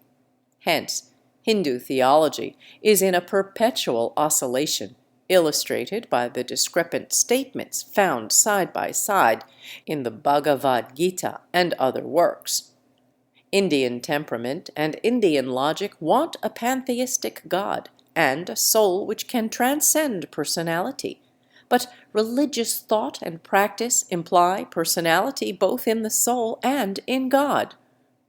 All varieties of Vishnuism show an effort to reconcile these double aspirations and theories. The theistic view is popular, for without it, what would become of temples, worshippers, and priests? But I think that the pantheistic view is the real basis of Indian religious thought. The qualified monism of Ramanuja, as his system is sometimes called, led to more uncompromising treatment of the question and to the affirmation of dualism, not the dualism of God and the devil, but the distinctness of the soul and of matter from God. This is the doctrine of Madhva, another southern teacher who lived about a century after Ramanuja and was perhaps directly influenced by Islam. But though the logical outcome of his teaching may appear to be simple theism analogous to Islam or Judaism, it does not in practice lead to this result, but rather to the worship of Krishna. Madhva's sect is still important, but even more important is another branch of the spiritual family of Ramanuja, starting from Ramanand, who probably flourished in the 14th century. Footnote 28. The determination of his precise date offers some difficulties. See, for further discussion, Book 5. End footnote. Ramanuja, while in some ways accepting innovations, insisted on the strict observance of caste. Ramanand abandoned this, separated from his sect, and removed to Benares. His teaching marks a turning point in the history of modern Hinduism. Firstly, he held that caste need not prevent a man from rightly worshipping God, and he admitted even Muslims as members of his community. To this liberality are directly traceable the numerous sects combining Hindu with Mohammedan doctrines, among which the Kabir Panthis and the Sikhs are the most conspicuous. But it is a singular testimony to the tenacity of Hindu ideas that, though many teachers holding most diverse opinions have declared there is no caste before God, yet caste has generally reasserted itself among their followers as a social, if not as a religious, institution. The second important point in Ramanand's teaching was the use of the vernacular for religious literature. Dravidian scriptures had already been recognized in the South, but it is from this time that there begins to flow in the North that great stream of sacred poetry in Hindi and Bengali, which waters the roots of modern popular Hinduism. Among many eminent names which have contributed to it, the greatest is Tulsi Das, who retold the Ramayana in Hindi, and thus wrote a poem which is little less than a Bible for millions in the Ganges Valley. The sects which derive from the teaching of Ramanand mostly worship the Supreme Being under the name of Rama. Even more numerous, especially in the north, are those who use the name of Krishna, the other great incarnation of Vishnu. This worship was organized and extended by the preaching of Vallabha and Caitanya, circa 1500, in the valley of the Ganges and Bengal, but was not new. I shall discuss in some detail below the many elements combined in the complex figure of Krishna, but in one way or another he was connected with the earliest forms of Vishnuite monotheism and is the chief figure in the Bhagavad Gita, its earliest textbook. Legend connects him partly with Mutra and partly with Western India, but, though by no means ignored in southern India, he does not receive there such definite and exclusive adoration as in the north. The Krishnaite sects are emotional, and their favorite doctrine, that the relation between God and the soul is typified by passionate love, has led to dubious moral results. The Krishnaite propaganda, which coincided with the Reformation in Europe, was the last great religious movement in India. Since that time, there has been considerable activity of a minor kind. Protests have been raised against abuses, and existing communities have undergone changes, such as may be seen in the growth of the Sikhs. But there has been no general or original movement. The absence of such can be easily explained by the persecutions of Aurangzeb and by the invasions and internal struggles of the 18th century.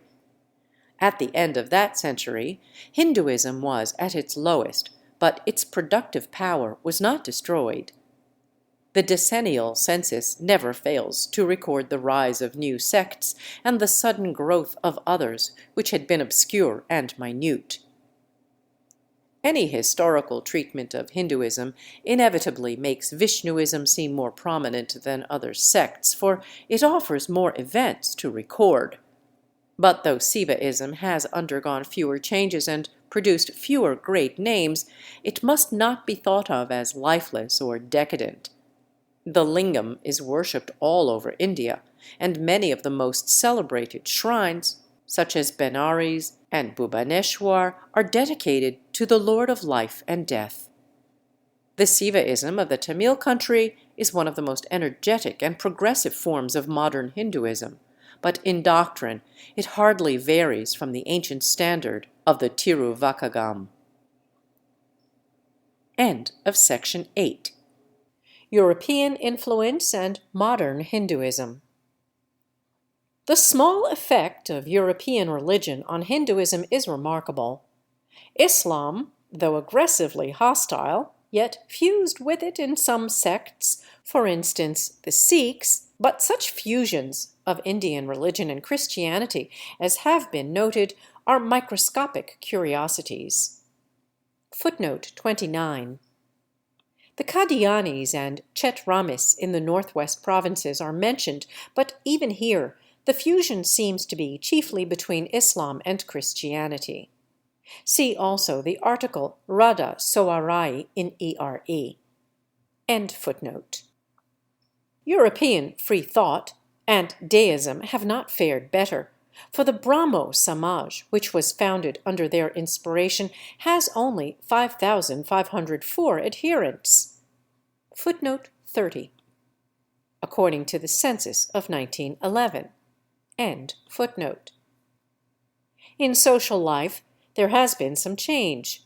Caste restrictions, though not abolished, are evaded by ingenious subterfuges, and there is a growing feeling against child marriage. Yet, were the laws against sati and human sacrifice repealed, there are many districts in which such practices would not be forbidden by popular sentiment. It is easy to explain the insensibility of Hinduism to European contact. Even Islam had little effect on its stubborn vitality, though Islam brought with it settlers and resident rulers ready to make converts by force. But the British have shown perfect toleration and are merely sojourners in the land who spend their youth and age elsewhere. European exclusiveness and Indian ideas about caste alike made it natural to regard them as an isolated class, charged with the business of government, but divorced from the intellectual and religious life of other classes. Previous experience of Moslems and other invaders disposed the Brahmins to accept foreigners as rulers without admitting that their creeds and customs were in the least worthy of imitation. European methods of organization and advertisement have not, however, been disdained. The last half-century has witnessed a remarkable revival of Hinduism. In the previous decades, the most conspicuous force in India, although numerically weak, was the already mentioned Brahmo Samaj, founded by Ram Mohan Roy in 1828. But it was colorless and wanting in constructive power. Educated opinion, at least in Bengal, seemed to be tending towards agnosticism and social revolution. This tendency was checked by a conservative and nationalist movement, which, in all its varied phases, gave support to Indian religion and was intolerant of European ideas. It had a political side, but there was nothing disloyal in its main idea, namely that, in the intellectual and religious sphere, where Indian life is most intense, Indian ideas must not decay. No one who has known India during the last 30 years can have failed to notice how many new temples have been built and how many old ones repaired. Almost all the principal sects have founded associations to protect and extend their interests by such means as financial and administrative organization, the publication of periodicals and other literature, annual conferences, lectures, and the foundation of religious houses or quasi-monastic orders. Several societies have been founded, not restricted to any particular sect, but with the avowed object of defending and promoting strict Hinduism. Among such, the most important are, first, the Bharat Dharma Mahamandala, under the distinguished presidency of the Maharaja of Darbhanga; secondly, the movement started by Ramakrishna and Swami Vivekananda, and adorned by the beautiful life and writings of Sister Nivedita, Miss Noble; and thirdly, the Theosophical Society under the leadership of Mrs. Besant. It is remarkable that Europeans, both men and women, have played a considerable part in this revival. All these organizations are influential.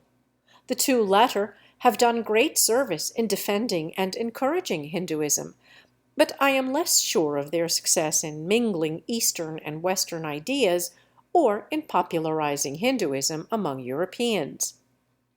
Somewhat different, but described by the census of 1911 as the greatest religious movement in India of the past half-century, is the Arya Samaj, founded in 1875 by Swami Dayanand. Whereas the movements mentioned above support Sanatana Dharma, or Orthodox Hinduism in all its shapes, the Arya Samaj aims at reform. Its original program was a revival of the ancient Vedic religion, but it has since been perceptibly modified and tends toward conciliating contemporary orthodoxy, for it now prohibits the slaughter of cattle, accords a partial recognition to caste, affirms its belief in karma, and, apparently, approves a form of the yoga philosophy. Though it is not yet accepted as a form of orthodox Hinduism, it seems probable that concessions on both sides will produce this result before long. It numbers at present only about 250,000, but is said to be rapidly increasing, especially in the United Provinces and Punjab, and to be remarkable for the completeness and efficiency of its organization. It maintains missionary colleges, orphanages, and schools. Affiliated to it is a society for the purification, Shuddhi, of Mohammedans, Christians, and outcasts, that is, for turning them into Hindus and giving them some kind of caste. It would appear that those who undergo this purification do not always become members of the Samaj, but are merged in the ordinary Hindu community, where they are accepted without opposition, if also without enthusiasm. End of section 9. Change and Permanence in Buddhism. Thus, we have a record of Indian thought for about 3,000 years. It has directly affected such distant points as Balkh, Java, and Japan, and it is still living and active. But life and action mean change, and such wide extension in time and space implies variety. We talk of converting foreign countries, but the religion, which is transplanted, also undergoes conversion, or else it cannot enter new brains and hearts. Buddhism in Ceylon and Japan, Christianity in Scotland and Russia are not the same, although professing to reverence the same teachers. It is easy to argue the other way, but it can only be done by setting aside as non-essential differences of great practical importance. Europeans are ready enough to admit that Buddhism is changeable and easily corrupted, but it is not singular in that respect. Footnote 31. There are curious survivals of paganism in out-of-the-way forms of Christianity. Thus, animal sacrifices are not extinct among Armenians and Nestorians. See ERE article Prayer for the Dead at the end. End footnote. I doubt if Lhasa and Tantrism are further from the teaching of Gautama than the papacy, the Inquisition, and the religion of the German emperor from the teaching of Christ. A religion is the expression of the thought of a particular age and cannot really be permanent in other ages which have other thoughts. The apparent permanence of Christianity is due, first, to the suppression of much original teaching, such as Christ's turning the cheek to the smiter, and Paul's belief in the coming end of the world, and secondly, to the adoption of new social ideals which have no place in the New Testament, such as the abolition of slavery and the improved status of women. Buddhism, arising out of Brahmanism, suggests a comparison with Christianity arising out of Judaism, but the comparison breaks down in most points of detail. But there is one real resemblance, namely that Buddhism and Christianity have both won their greatest triumphs outside the land of their birth. The flowers of the mind, if they can be transplanted at all, often flourish with special vigor on alien soil.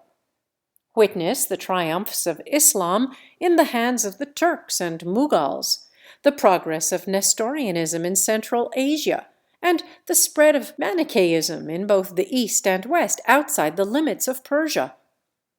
Even so, Lamaism in Tibet and Ahmadism in Japan, though scholars may regard them as singular perversions, have more vitality than any branch of Buddhism which has existed in India since the 7th century. But even here, the parallel with Christian sects is imperfect. It would be more complete if Palestine had been the center from which different phases of Christianity radiated during some 12 centuries, for this is the relation between Indian and foreign Buddhism. Lamaism is not the teaching of the Buddha travestied by Tibetans, but a late form of Indian Buddhism exported to Tibet and modified there in some external features, such as ecclesiastical organization and art, but not differing greatly in doctrine from Bengali Buddhism of the 11th century. And even Ahmadism appears to have originated not in the Far East, but in Gandhara and the adjacent lands. Thus, the many varieties of Buddhism now existing are due partly to local color, but even more to the workings of the restless Hindu mind, which, during many centuries after the Christian era, continued to invent for it novelties in metaphysics and mythology.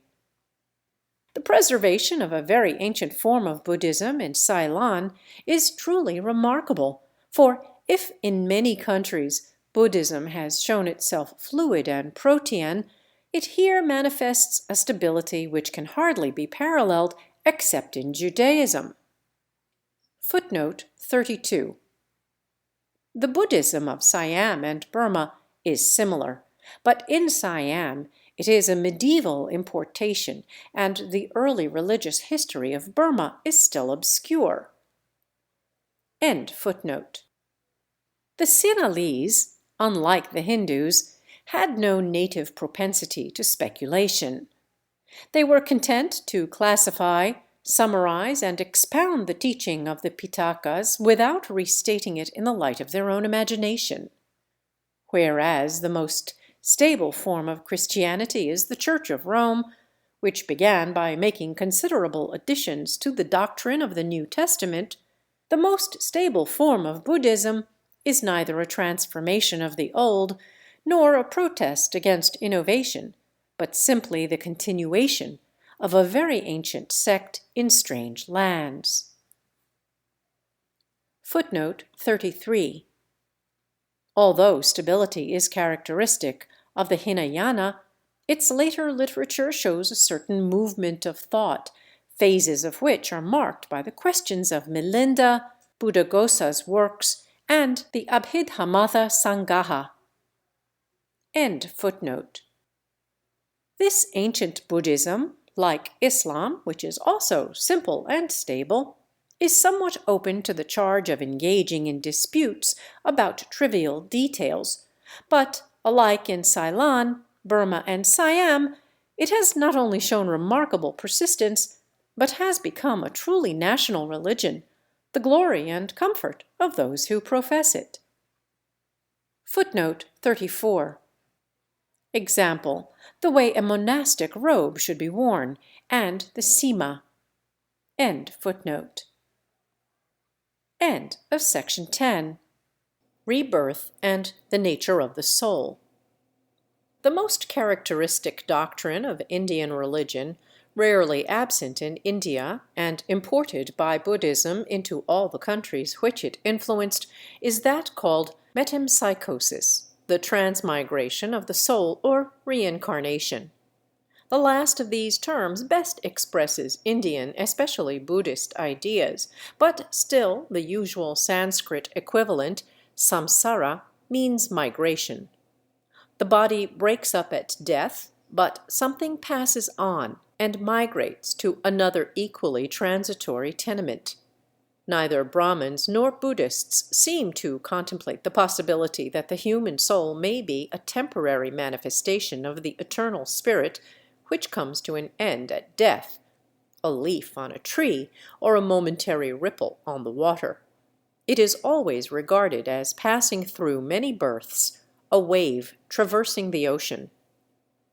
Hindu speculation has never passed through the materialistic phase, and the doctrine that the soul is annihilated at death is extremely rare in India. Even rarer, perhaps, is the doctrine that it usually enters on a permanent existence, happy or otherwise. The idea underlying the transmigration theory is that every state which we call existence must come to an end. If the soul can be isolated from all the accidents and accessories attaching to it, then there may be a state of permanence and peace, but not a state comparable with human existence, however enlarged and glorified. But why does not this conviction of impermanence lead to the simpler conclusion that the end of physical life is the end of all life? Because the Hindus have an equally strong conviction of continuity. Everything passes away and changes, but it is not true to say of anything that it arises from nothing or passes into nothing. If human organisms, or any other organisms, are mere machines, if there is nothing more to be said about a corpse than about a smashed watch, then, the Hindu thinks, the universe is not continuous. Its continuity means for him that there is something which eternally manifests itself in perishable forms, but does not perish with them any more than water when a pitcher is broken, or fire that passes from the wood it has consumed to fresh fuel. These metaphors suggest that the doctrine of transmigration or reincarnation does not promise what we call personal immortality. I confess that I cannot understand how there can be personality in the ordinary human sense without a body.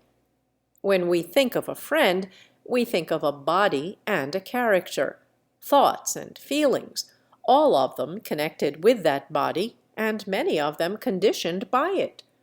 But the immortal soul is commonly esteemed to be something equally present in a newborn babe, a youth, and an old man.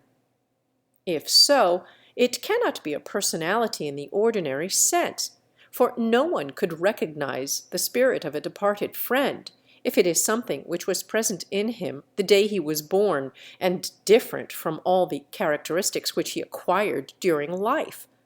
The belief that we shall recognize our friends in another world assumes that these characteristics are immortal, but it is hard to understand how they can be so, especially as it is also assumed that there is nothing immortal in a dog, which possesses affection and intelligence, but that there is something immortal in a newborn infant, which cannot be said to possess either. In one way, metempsychosis raises insuperable difficulties to the survival of personality, for if you become someone else, especially an animal, you are no longer yourself according to any ordinary use of language. But one of the principal forms taken by the doctrine in India makes a modified survival intelligible. For it is held that a newborn child brings with it, as a result of actions done in previous lives, certain predispositions, and these, after being developed and modified in the course of that child's life, are transmitted to its next existence. As to the method of transmission, there are various theories, for in India, the belief in reincarnation is not so much a dogma as an instinct innate in all and only occasionally justified by philosophers, not because it was disputed, but because they felt bound to show that their own systems were compatible with it. One explanation is that given by the Vedanta philosophy, according to which the soul is accompanied in its migrations by the sukshma sarira, or subtle body, a counterpart of the mortal body, but transparent and invisible, though material. The truth of this theory, as of all theories respecting ghosts and spirits, seems to me a matter for experimental verification, but the Vedanta recognizes that in our experience, a personal individual existence is always connected with the physical substratum. The Buddhist theory of rebirth is somewhat different, for Buddhism, even in its later divagations, rarely ceased to profess belief in Gautama's doctrine that there is no such thing as a soul, by which is meant no such thing as a permanent, unchanging self or Atman. Buddhists are concerned to show that transmigration is not inconsistent with this denial of the Atman. The ordinary, and indeed inevitable, translation of this word by soul leads to misunderstanding, for we naturally interpret it as meaning that there is nothing which survives the death of the body, and a fortiori nothing to transmigrate. But in reality, the denial of the Atman applies to the living rather than to the dead. It means that in a living man there is no permanent, unchangeable entity, but only a series of mental states, and since human beings, although they have no Atman, certainly exist in this present life, the absence of the Atman is not in itself an obstacle to belief in a similar life after death or before birth.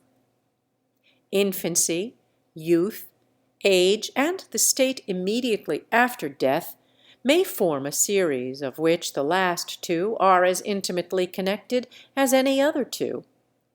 The Buddhist teaching is that when men die, in whom the desire for another life exists, as it exists in all except saints, then desire, which is really the creator of the world, fashions another being, conditioned by the character and merits of the being which has just come to an end.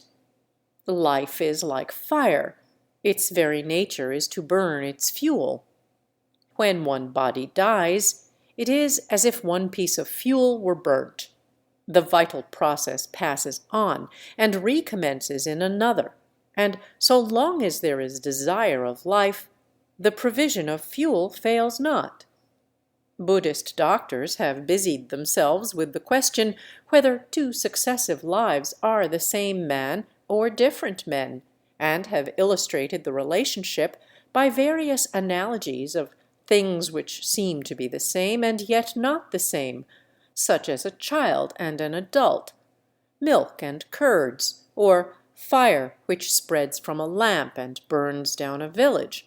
But, like the Brahmins, they do not discuss why the hypothesis of transmigration is necessary.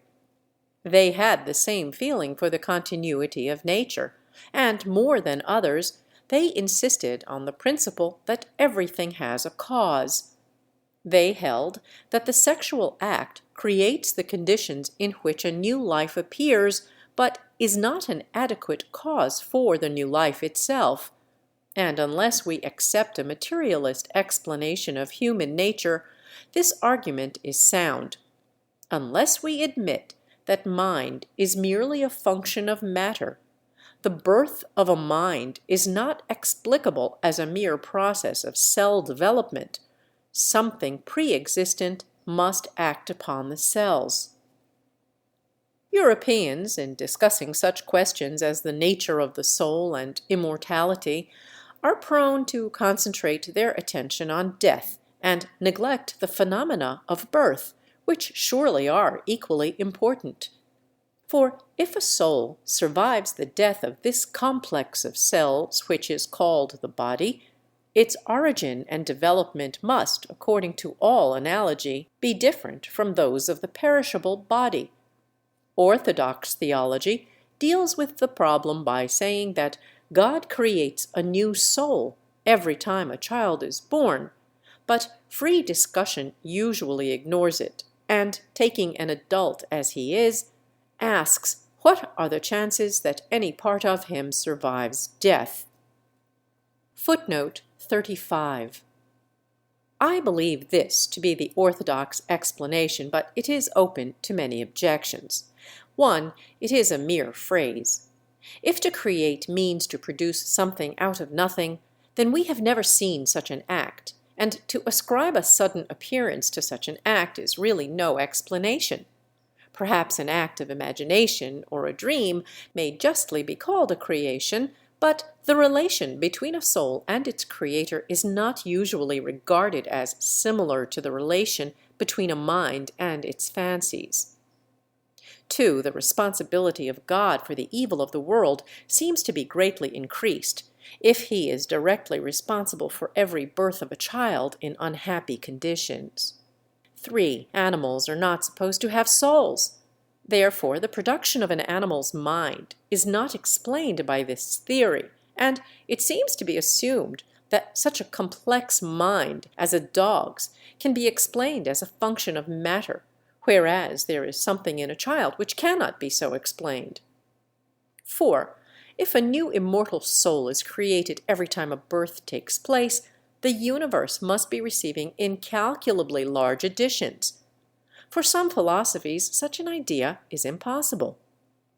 See Bradley, Appearance and Reality, page 502. Quote, "The universe is incapable of increase, and to suppose a constant supply of new souls, none of which ever perished, would clearly land us in the end in an insuperable difficulty." End quote. But even if we do not admit that it is impossible, it at least destroys all analogy between the material and spiritual worlds. If all the bodies that ever lived continued to exist separately after death, the congestion would be unthinkable. Is a corresponding congestion in the spiritual world really thinkable? End footnote. Yet the questions, what is destroyed at death, and how and why, are closely connected with the questions, what comes into existence at birth, and how and why. This second series of questions is hard enough, but it has this advantage over the first, that whereas death abruptly closes the road and we cannot follow the soul 1 inch on its journey beyond, the portals of birth are a less absolute frontier. We know that every child has passed through stages in which it could hardly be called a child. The earliest phase consists of 2 cells, which unite and then proceed to subdivide and grow. The mystery of the process by which they assume a human form is not explained by scientific or theological phrases. The complete individual is assuredly not contained in the first germ. The microscope cannot find it there, and to say that it is there potentially merely means that we know the germ will develop in a certain way. To say that a force is manifesting itself in the germ and assuming the shape which it chooses to take or must take is also merely a phrase and metaphor, but it seems to me to fit the facts. Footnote 36. This seems to be the view of the Chandogya Upanishad 6:12. As the whole world is a manifestation of Brahman, so is the great banyan tree a manifestation of the subtle essence, which is also present in its minute seeds. End footnote. The doctrines of pre-existence and transmigration, but not, I think, of karma, which is purely Indian, are common among savages in Africa and America, nor is their wide distribution strange. Savages commonly think that the soul wanders during sleep, and that a dead man's soul goes somewhere. What more natural than to suppose that the soul of a newborn infant comes from somewhere? But among civilized peoples, such ideas are in most cases due to Indian influence. In India, they seem indigenous to the soil and not imported by the Aryan invaders, for they are not clearly enunciated in the Rig Veda, nor formulated before the time of the Upanishads. Footnote 37. The Brihad Aranyaka Upanishad knows of samsara and karma, but as matters of deep philosophy and not for the vulgar. But in the Buddhist Pitakas, they are assumed as universally accepted. The doctrine must therefore have been popularized after the composition of the Upanishad. But some allowance must be made for the fact that the Upanishads and the earliest versions of the Buddhist suttas were produced in different parts of India. End footnote. They were introduced by Buddhism to the Far East, and their presence in Manichaeism, Neoplatonism, Sufism, and ultimately in the Jewish Kabbalah seems a rivulet from the same source. Recent research discredits the theory that metempsychosis was an important feature in the earlier religion of Egypt or among the Druids. Footnote 38. Yet many instances are quoted from Celtic and Teutonic folklore to the effect that birds and butterflies are human souls, and Caesar's remarks about the Druids may not be wholly wrong. End footnote. But it played a prominent part in the philosophy of Pythagoras and in the Orphic mysteries, which had some connection with Thrace and possibly also with Crete. A few great European intellects, notably Plato and Virgil, have given it undying expression, but Europeans as a whole have rejected it with that curiously crude contempt which they have shown until recently for Oriental art and literature. Footnote 39. Several other Europeans of eminence have let their minds play with the ideas of metempsychosis, pre-existence, and karma, as for instance Giordano Bruno, Swedenborg, Goethe, Lessing, Lavater, Herder, Schopenhauer, Ibsen, von Helmont, Lichtenberg, and in England such different spirits as Hume and Wordsworth. It would appear that towards the end of the 18th century these ideas were popular in some literary circles on the continent. See Berthollet, The Transmigration of Souls, pages 111 and succeeding pages. Recently, Professor McTaggart has argued in favor of the doctrine with great lucidity and persuasiveness. Huxley, too, did not think it absurd. See his Romanes lecture, Evolution and Ethics, Collected Essays, Volume 9, page 61. As Deussen observes, Kant's argument, which bases immortality on the realization of the moral law, attainable only by an infinite process of approximation, points to transmigration rather than immortality in the usual sense. End footnote. Considering how fixed is the belief in immortality among Europeans, or at least the desire for it, the rarity of a belief in pre-existence or transmigration is remarkable. But most people's expectation of a future life is based on craving rather than on reasoned anticipation. I cannot myself understand how anything that comes into being can be immortal. Such immortality is unsupported by a single analogy, nor can any instance be quoted of a thing which is known to have had an origin and yet is even apparently indestructible. Footnote 40. The chemical elements are hardly an exception. Apparently they have no beginning and no end, but there is reason to suspect that they have both. End footnote.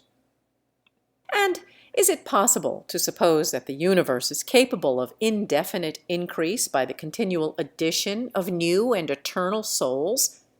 But these difficulties do not exist for theories which regard the soul as something existing before as well as after the body, truly immortal a parte ante as well as a parte post, and manifesting itself in temporary homes of human or lower shape.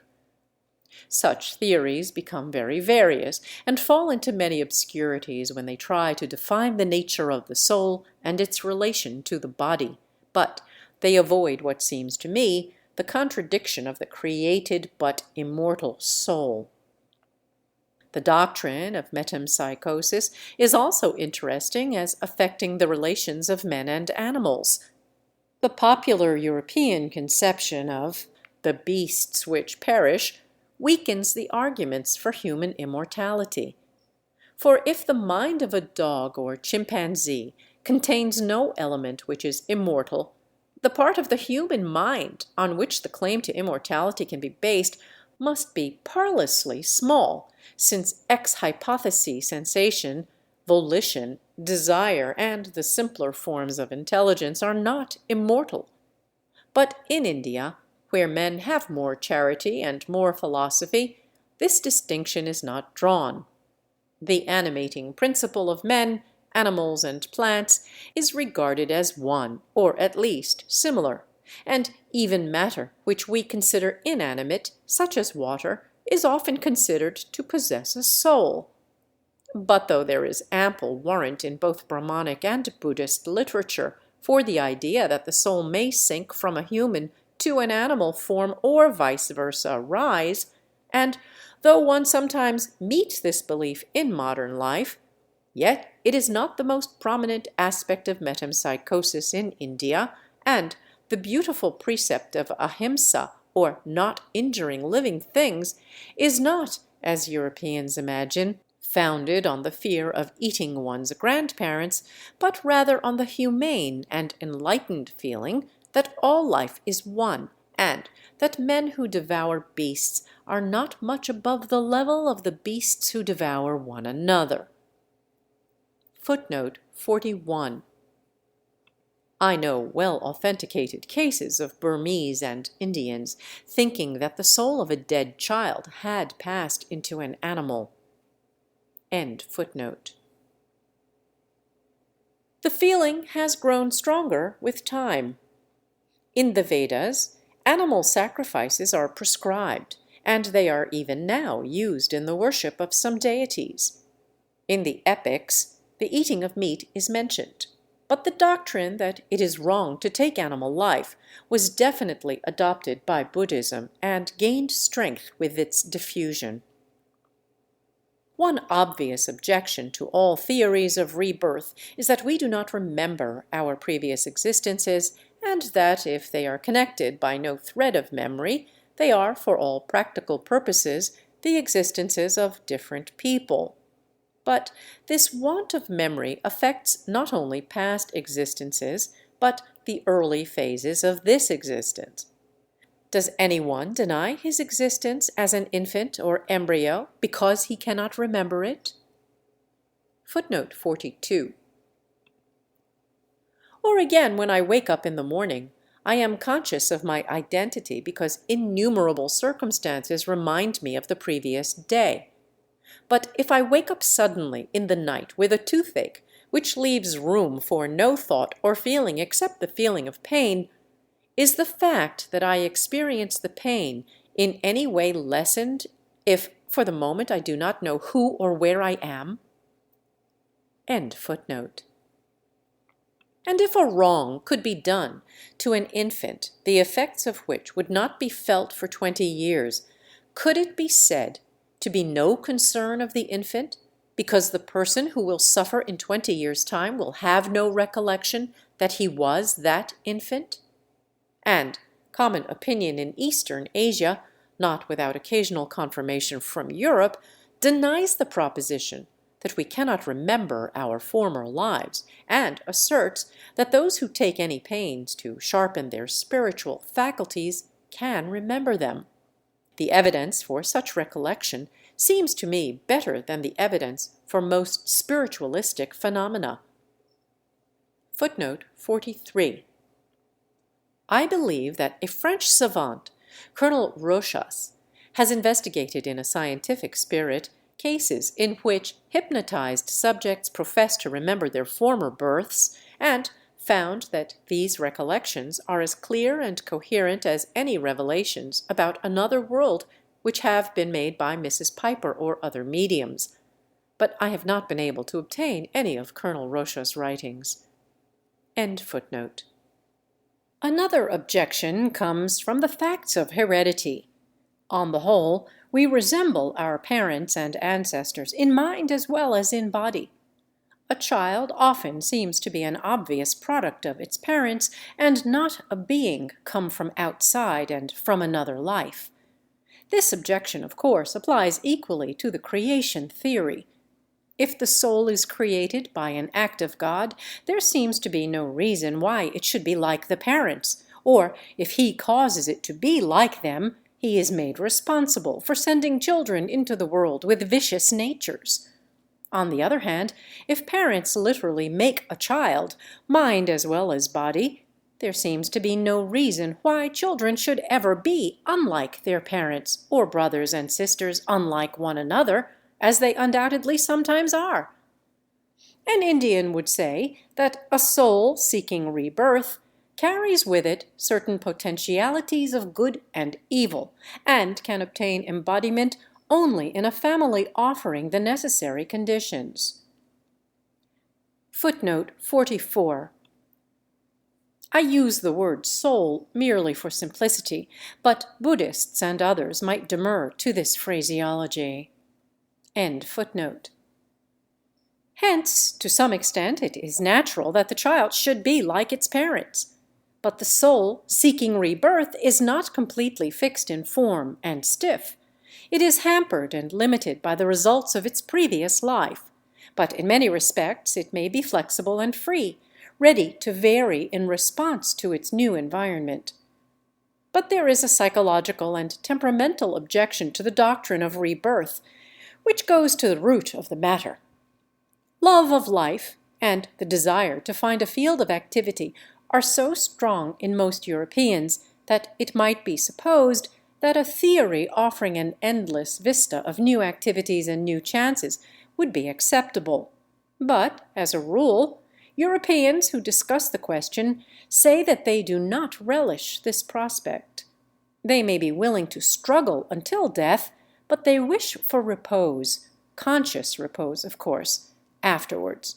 The idea that one just dead has not entered into his rest, but is beginning another life with similar struggles and fleeting successes, similar sorrows and disappointments, is not satisfying and is almost shocking.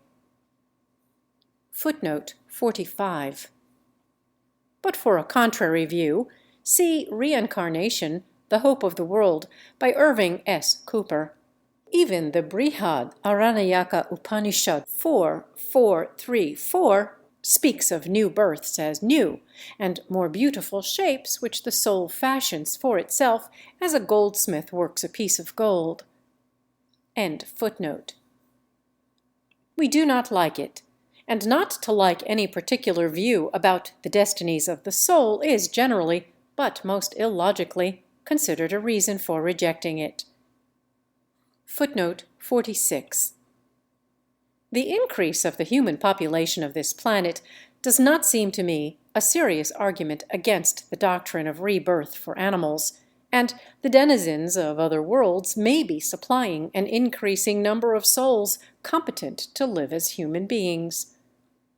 End footnote. End of section 11. Chapter 12. It must not, however, be supposed that Hindus like the prospect of transmigration. On the contrary, from the time of the Upanishads and the Buddha to the present day, their religious ideal corresponding to salvation is emancipation and deliverance, deliverance from rebirth and from the bondage of desire which brings about rebirth. Now, all Indian theories as to the nature of transmigration are in some way connected with the idea of karma, that is, the power of deeds done in past existences to condition or even to create future existences. Every deed done, whether good or bad, affects the character of the doer for a long while, so that, to use a metaphor, the soul awaiting rebirth has a special shape which is of its own making, and it can find re-embodiment only in a form into which that shape can squeeze. These views of rebirth and karma have a moral value, for they teach that what a man gets depends on what he is or makes himself to be, and they avoid the difficulty of supposing that a benevolent creator can have given his creatures only one life, with such strange and unmerited disproportion in their lots. Ordinary folk in the East hope that a life of virtue will secure them another life as happy beings on earth, or perhaps in some heaven which, though not eternal, will still be long. But for many, the higher ideal is renunciation of the world and a life of contemplative asceticism which will accumulate no karma, so that after death the soul will pass not to another birth, but to some higher and more mysterious state which is beyond birth and death. It is the prevalence of views like this which has given both Hinduism and Buddhism the reputation of being pessimistic and unpractical. It is generally assumed that these are bad epithets, but are they not applicable to Christian teaching? Modern and medieval Christianity, as witness many popular hymns, regards this world as vain and transitory, a vale of tears and tribulation, a troubled sea through whose waves we must pass before we reach our rest. And choirs sing, though without much conviction, that it is weary waiting here. This language seems justified by the Gospels and Epistles. It is true that some utterances of Christ suggest that happiness is to be found in a simple and natural life of friendliness and love, but on the whole, both he and St. Paul teach that the world is evil, or at least spoiled and distorted. To become a happy world, it must be somehow remade and transfigured by the second coming of Christ. The desires and ambitions, which are the motive power of modern Europe, are, if not wrong, at least vain, and do not even seek for true peace and happiness. Like Indian teachers, The early Christians tried to create a right temper rather than to change social institutions. They bade masters and slaves treat one another with kindness and respect, but they did not attempt to abolish slavery. Indian thought does not really go much further in pessimism than Christianity, but its pessimism is intellectual rather than emotional. He who understands the nature of the soul and its successive lives cannot regard any single life as of great importance in itself, though its consequences for the future may be momentous, and though he will not say that life is not worth living. Reiterated declarations that all existence is suffering do, it is true, seem to destroy all prospect of happiness and all motive for effort. But the more accurate statement is, in the words of the Buddha himself, that all clinging to physical existence involves suffering. The earliest Buddhist texts teach that when this clinging and craving cease, a feeling of freedom and happiness takes their place, and later Buddhism treated itself to visions of paradise as freely as Christianity. Many forms of Hinduism teach that the soul, released from the body, can enjoy eternal bliss in the presence of God, and even those severer philosophers who do not admit that the released soul is a personality in any human sense have no doubt of its happiness. The opposition is not so much between Indian thought and the New Testament, for both of them teach that bliss is attainable, but not by satisfying desire. The fundamental contrast is, rather, between both India and the New Testament on the one hand, and on the other, the rooted conviction of European races, however much Christian orthodoxy may disguise their expression of it, that this world is all-important. Footnote 47. Perhaps Russians, in this as in many other matters, think somewhat differently from other Europeans. End footnote.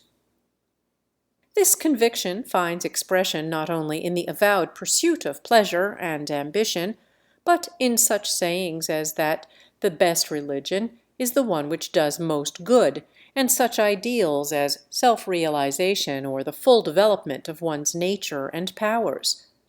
Europeans, as a rule, have an innate dislike and mistrust of the doctrine that the world is vain or unreal. They can accord some sympathy to a dying man who sees in due perspective the unimportance of his past life, or to a poet who, under the starry heavens, can make felt the smallness of man and his earth. But such thoughts are considered permissible only as retrospects, not as principles of life.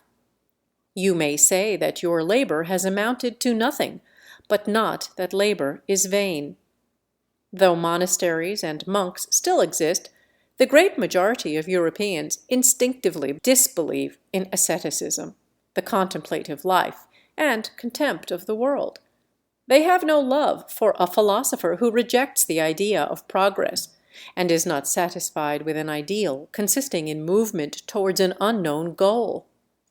They demand a religion which, theoretically, justifies the strenuous life. All this is a matter of temperament, and the temperament is so common that it needs no explanation. What needs explanation is, rather, the other temperament, which rejects this world as unsatisfactory, and sets up another ideal, another sphere, another standard of values.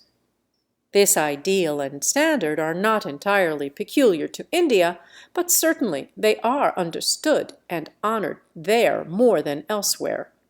They are professed, as I have already observed, by Christianity, but even the New Testament is not free from the idea that saints are having a bad time now, but will hereafter enjoy a triumph, parlously like the exuberance of the wicked in this world.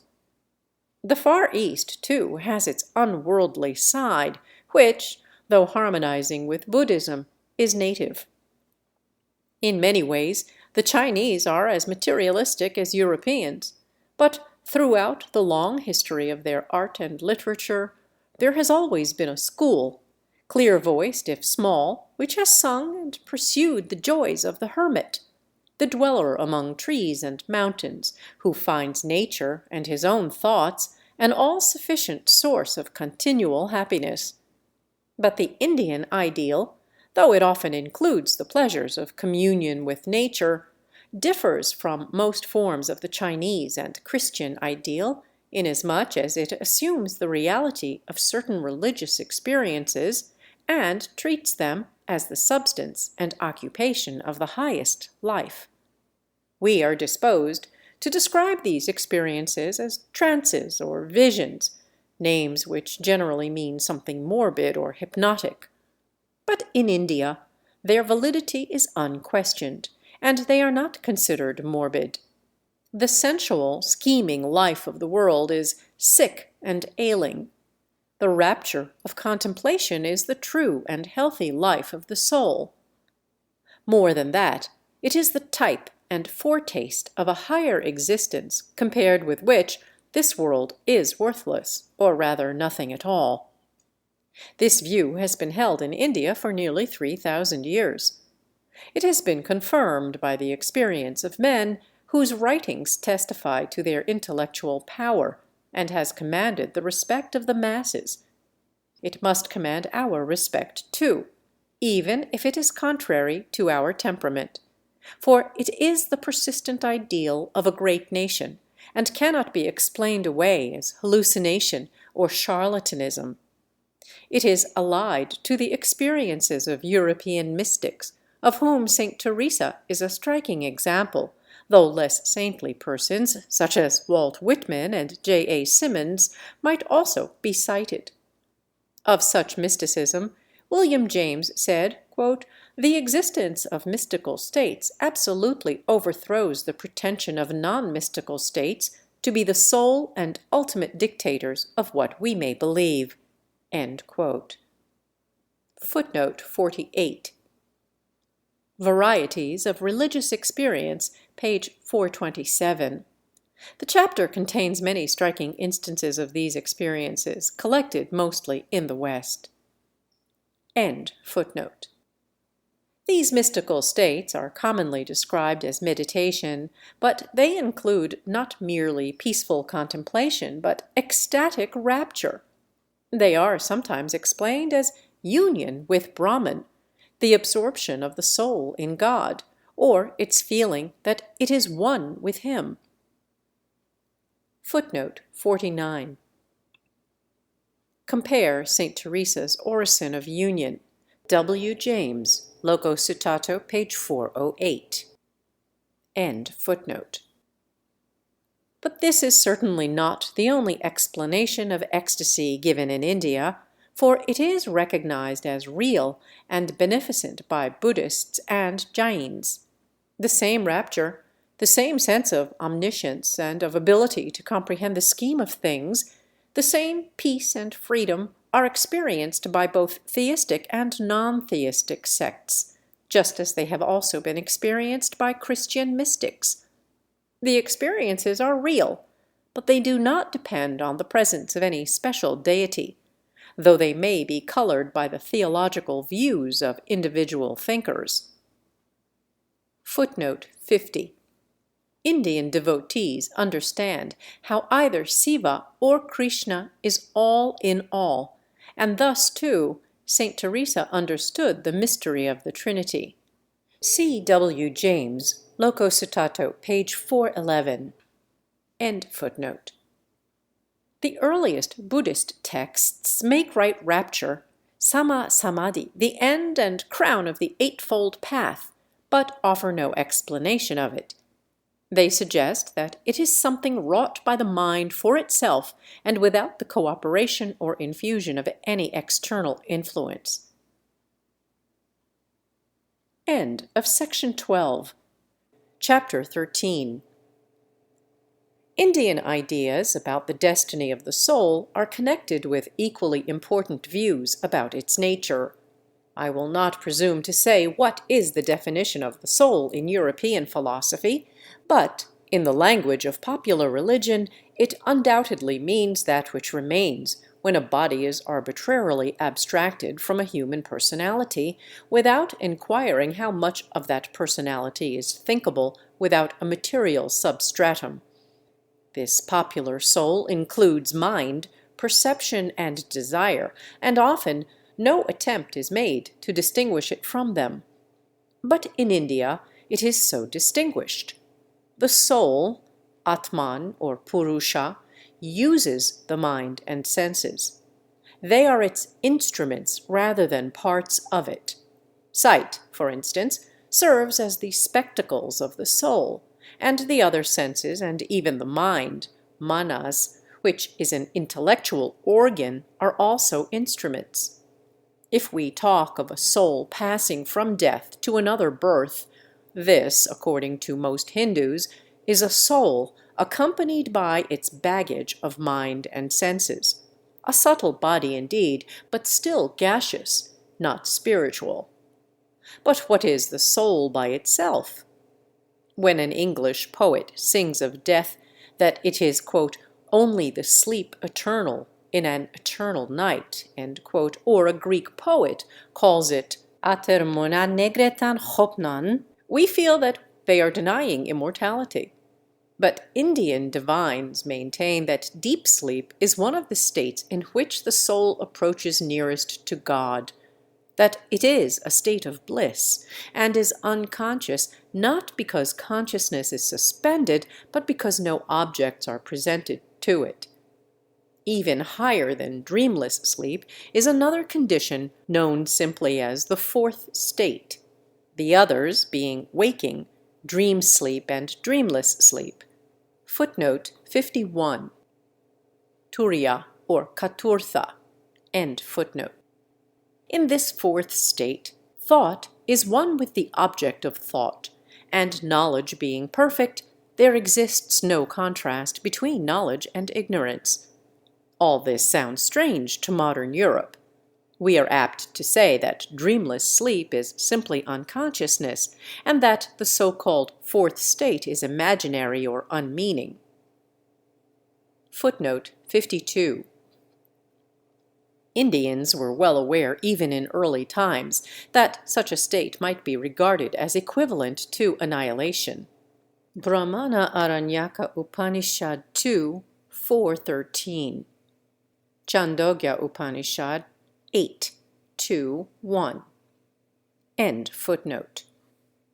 But to follow even popular speculation in India, it is necessary to grasp this truth or assumption that when discursive thought ceases, when the mind and the senses are no longer active, the result is not unconsciousness equivalent to non-existence, but the highest and purest state of the soul, in which, rising above thought and feeling, it enjoys the untrammeled bliss of its own nature. Footnote 53. The idea is not wholly strange to European philosophy. See the passage from the Phaedo quoted by Sir Alfred Lyall. Quote, "Thought is best when the mind is gathered into herself, and none of these things trouble her, neither sounds nor sights, nor pain, nor any pleasure, when she has as little as possible to do with the body, and has no bodily sense or feeling, but is aspiring after being." End quote. End footnote. If these views sound mysterious and fanciful, I would ask those Europeans who believe in the immortality of the soul what, in their opinion, survives death. The brain, the nerves, and the sense organs obviously decay. The soul, you may say, is not a product of them, but when they are destroyed or even injured, perceptive and intellectual processes are inhibited and apparently rendered impossible. Must not that which lives forever be, as the Hindus think, independent of thought and of sense impressions? I have observed in my reading that European philosophers are more ready to talk about soul and spirit than to define them, and the same is true of Indian philosophers. Footnote 54. Mr. Bradley, Appearance and Reality, page 498, says, quote, "Spirit is a unity of the manifold in which the externality of the manifold has utterly ceased." End quote. This seems to me one of the cases in which Mr. Bradley's thought shows an interesting affinity to Indian thought. End footnote. The word most commonly rendered by soul is Atman, but no one definition can be given for it, for some hold that the soul is identical with the universal spirit, others that it is merely of the same nature, still others that there are innumerable souls uncreate and eternal, while the Buddhists denied the existence of a soul in toto. Footnote 55. But also sometimes Purusha. End footnote.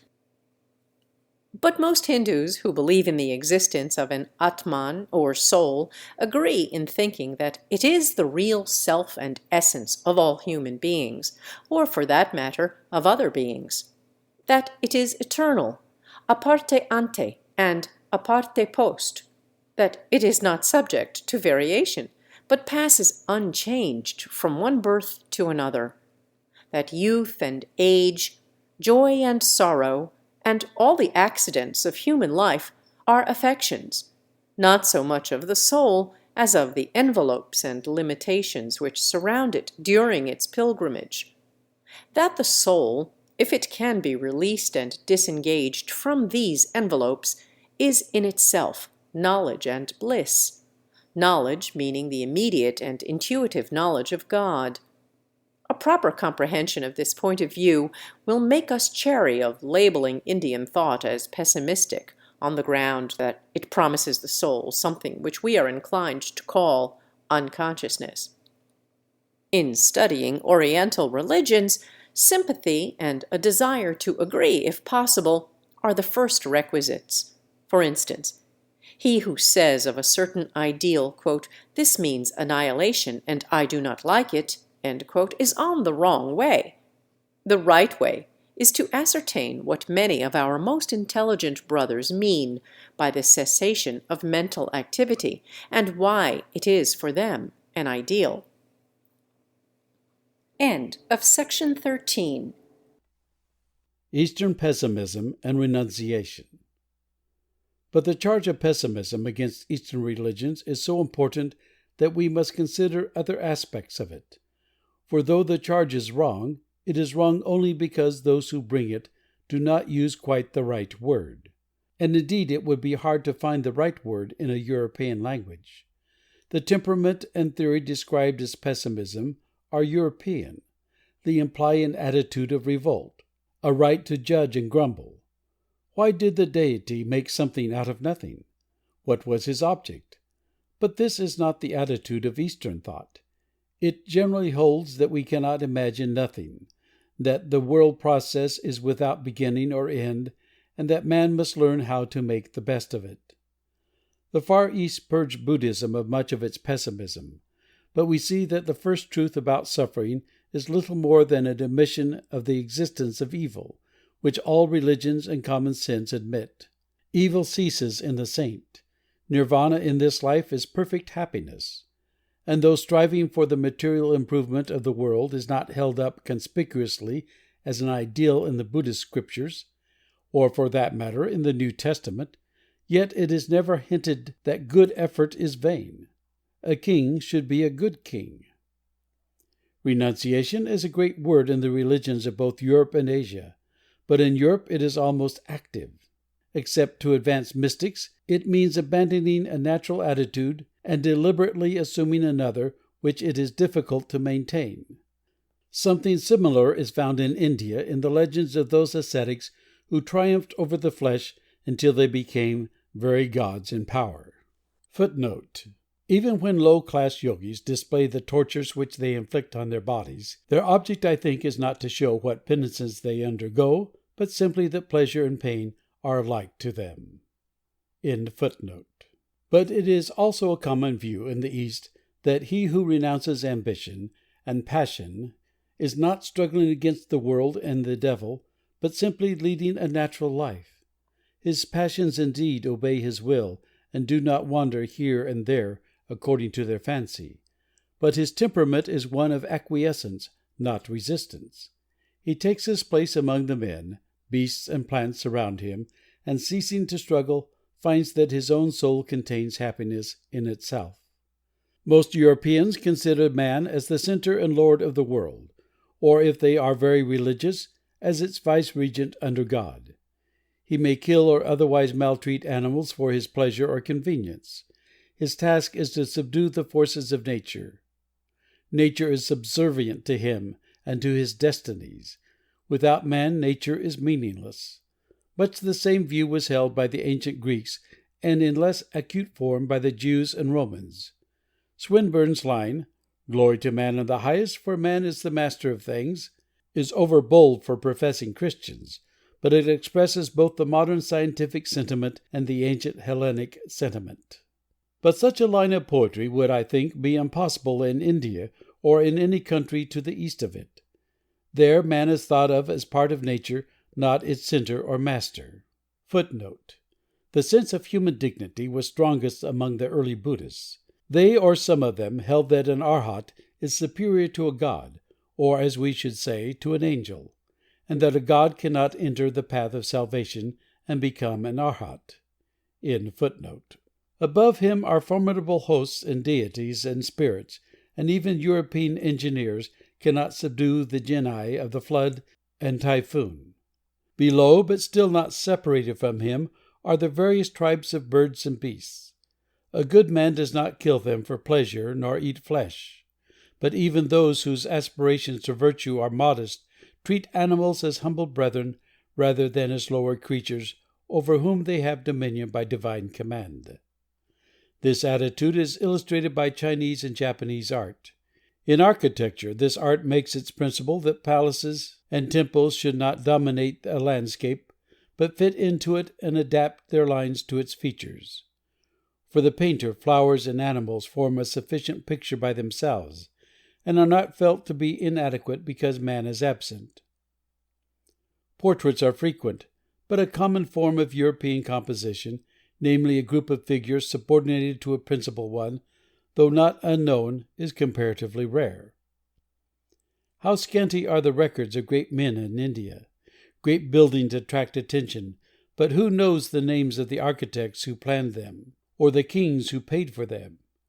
We are not quite sure of the date of Kalidasa, the Indian Shakespeare, and though the doctrines of Sankara, Kabir, and Nanak still nourish, it is with difficulty that the antiquary collects from the meager legends clinging to their names a few facts for their biographies.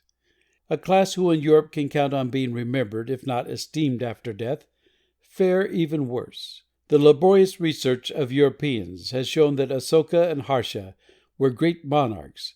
Their own countrymen merely say, "Once upon a time there was a king," and recount some trivial story.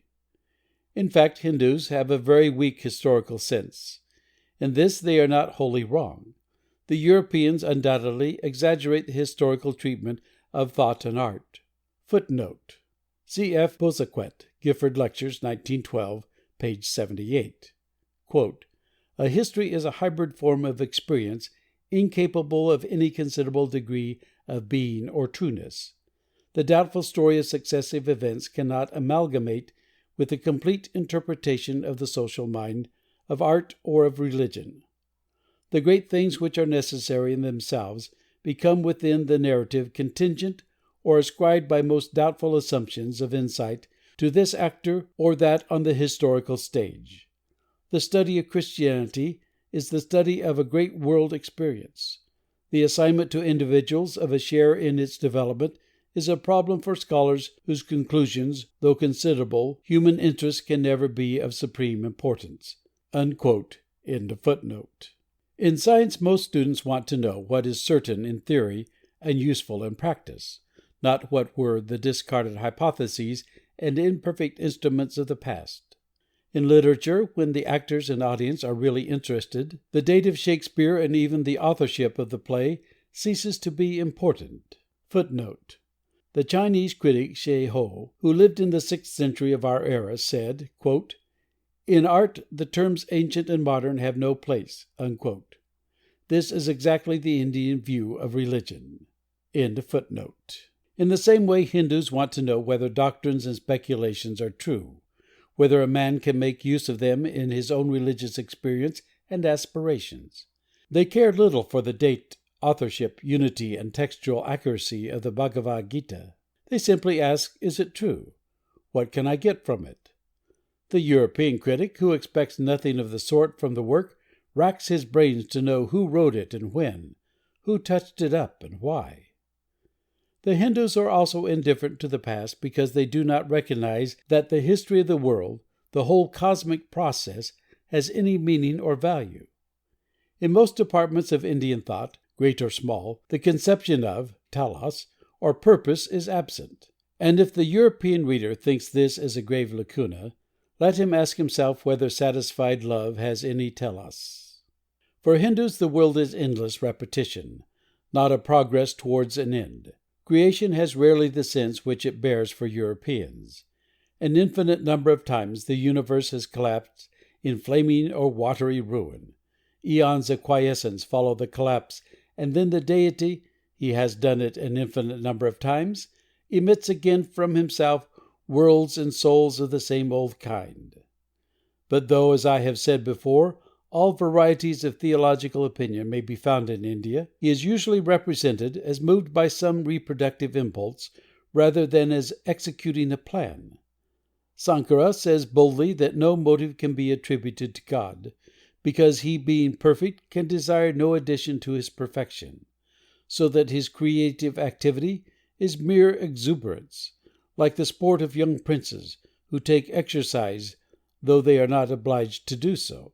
Such views are distasteful to Europeans. Our vanity impels us to invent explanations of the universe which make our own existence important and significant. Nor does European science altogether support the Indian doctrine of periodicity. It has theories as to the probable origin of the solar system and other similar systems, but it points to the conclusion that the universe as a whole is not appreciably affected by the growth or decay of its parts, whereas Indian imagination thinks of universal cataclysms and recurring periods of quiescence in which nothing whatever remains except the undifferentiated divine spirit. Western ethics generally aim to teach a man how to act, Eastern ethics at forming a character. A good character will no doubt act rightly, when circumstances require action. But he need not seek occasions for action. He may even avoid them. And in India the passionless sage is still in popular esteem superior to warriors, statesmen, and scientists. Into section 14.